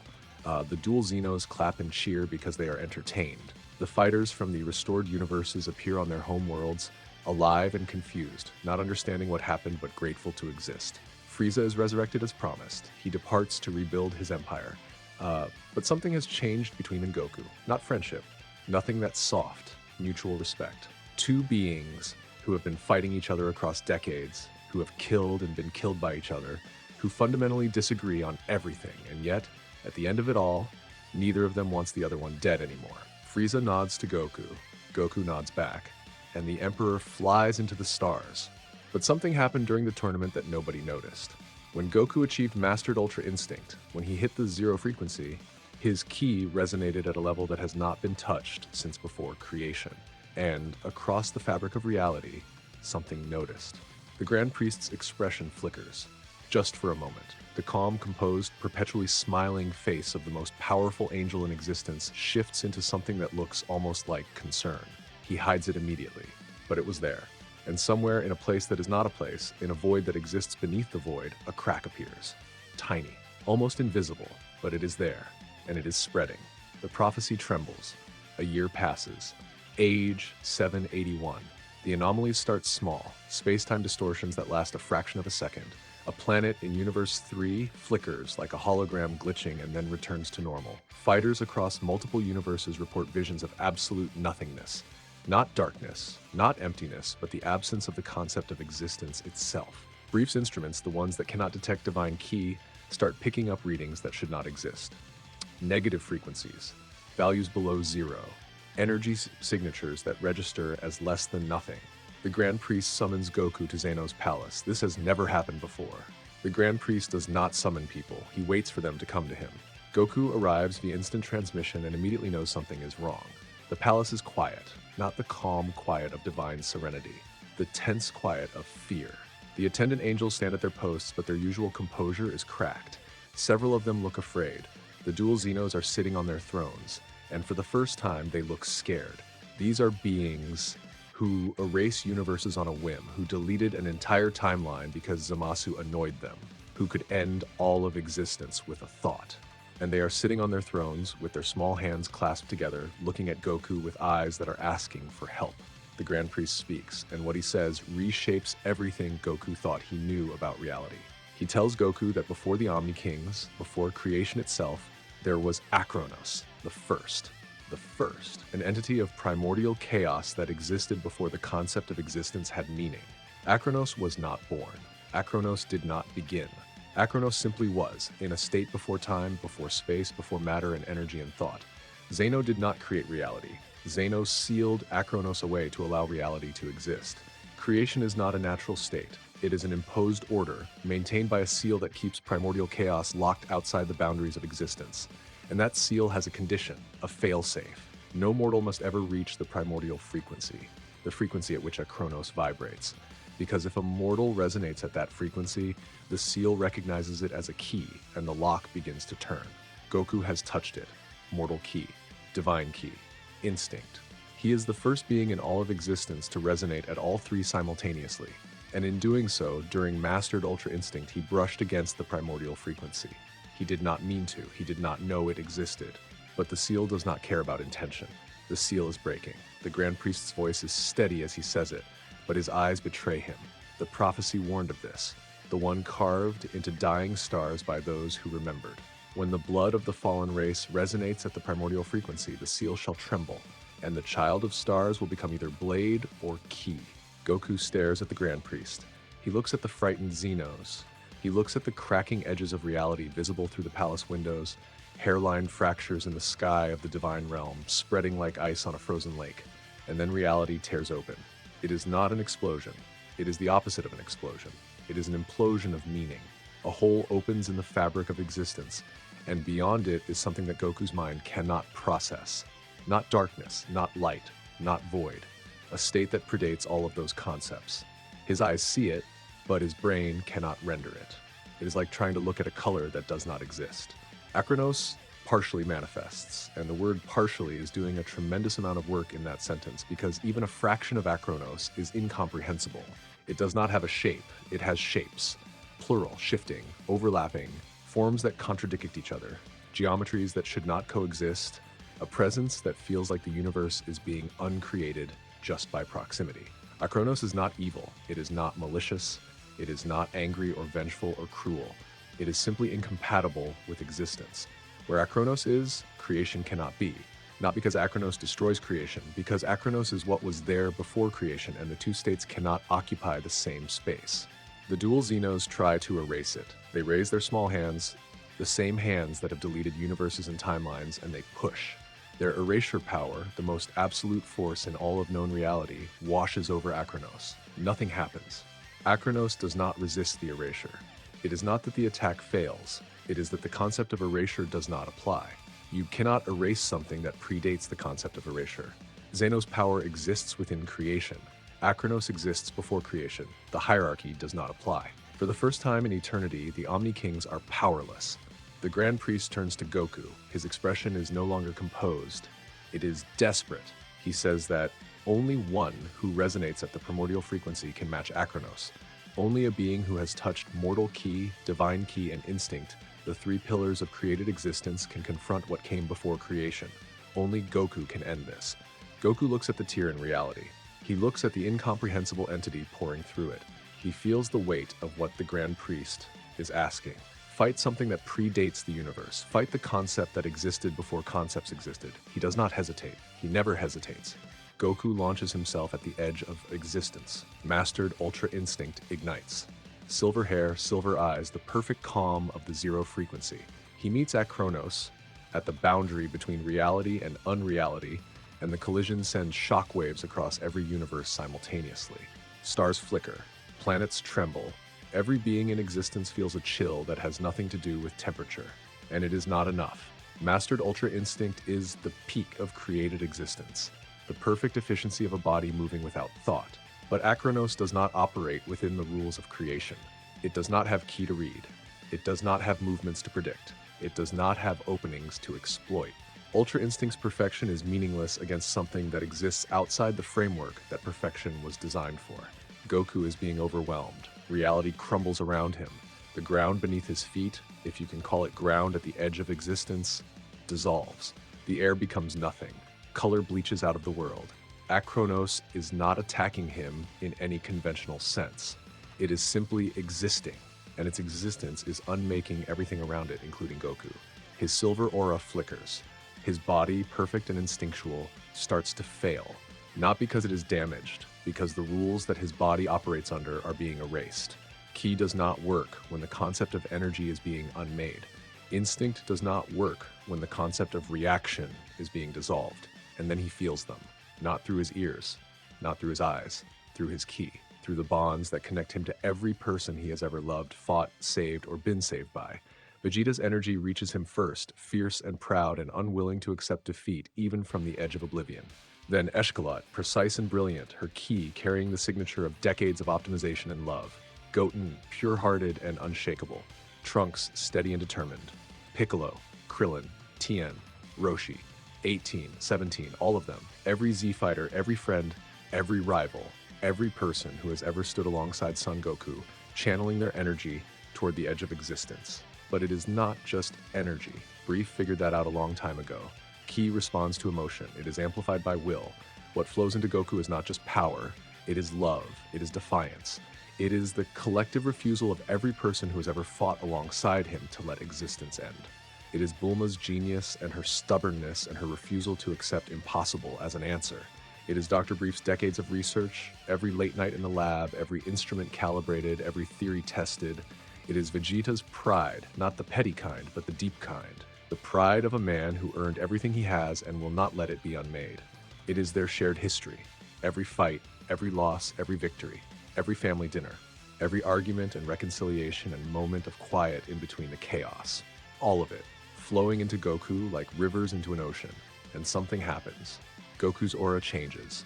The silver of Ultra Instinct does not disappear. It merges. Gold light bleeds into the silver, not replacing it, but intertwining with it.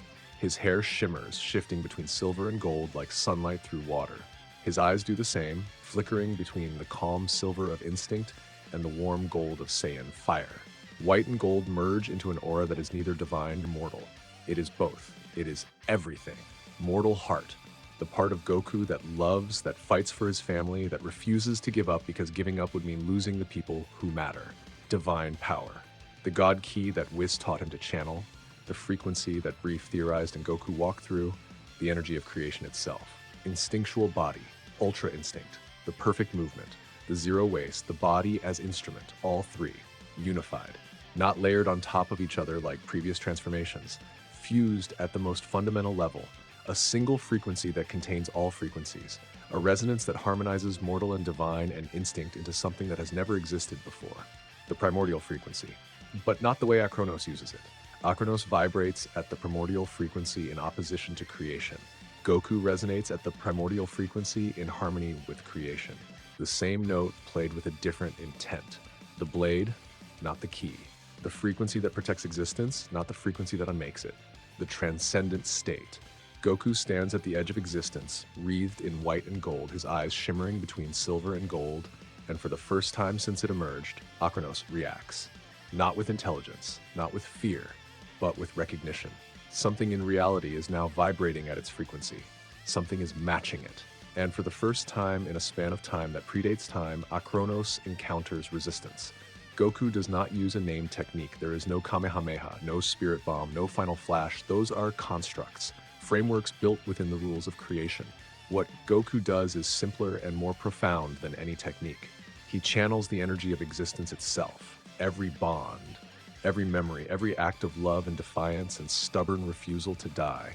He takes the will of everyone who ever believed in him and he shapes it into a single expression of force, not destruction, affirmation.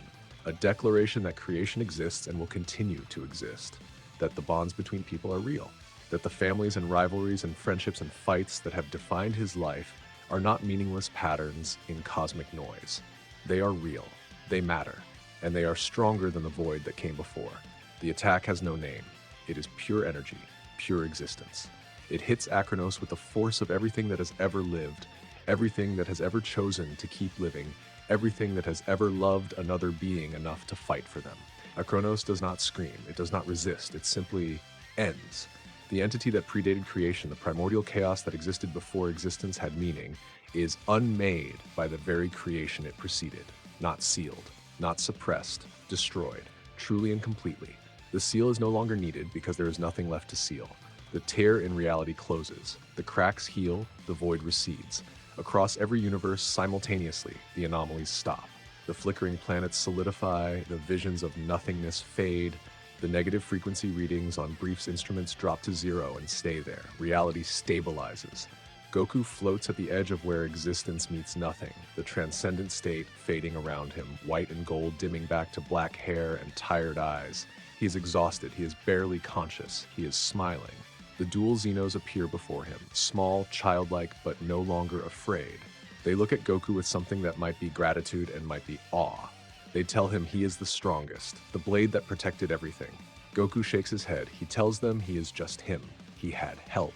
The Grand Priest stands behind the Xenos, and for the first time in all of existence, the perpetual polite smile on his face becomes something else. Something genuine, something warm.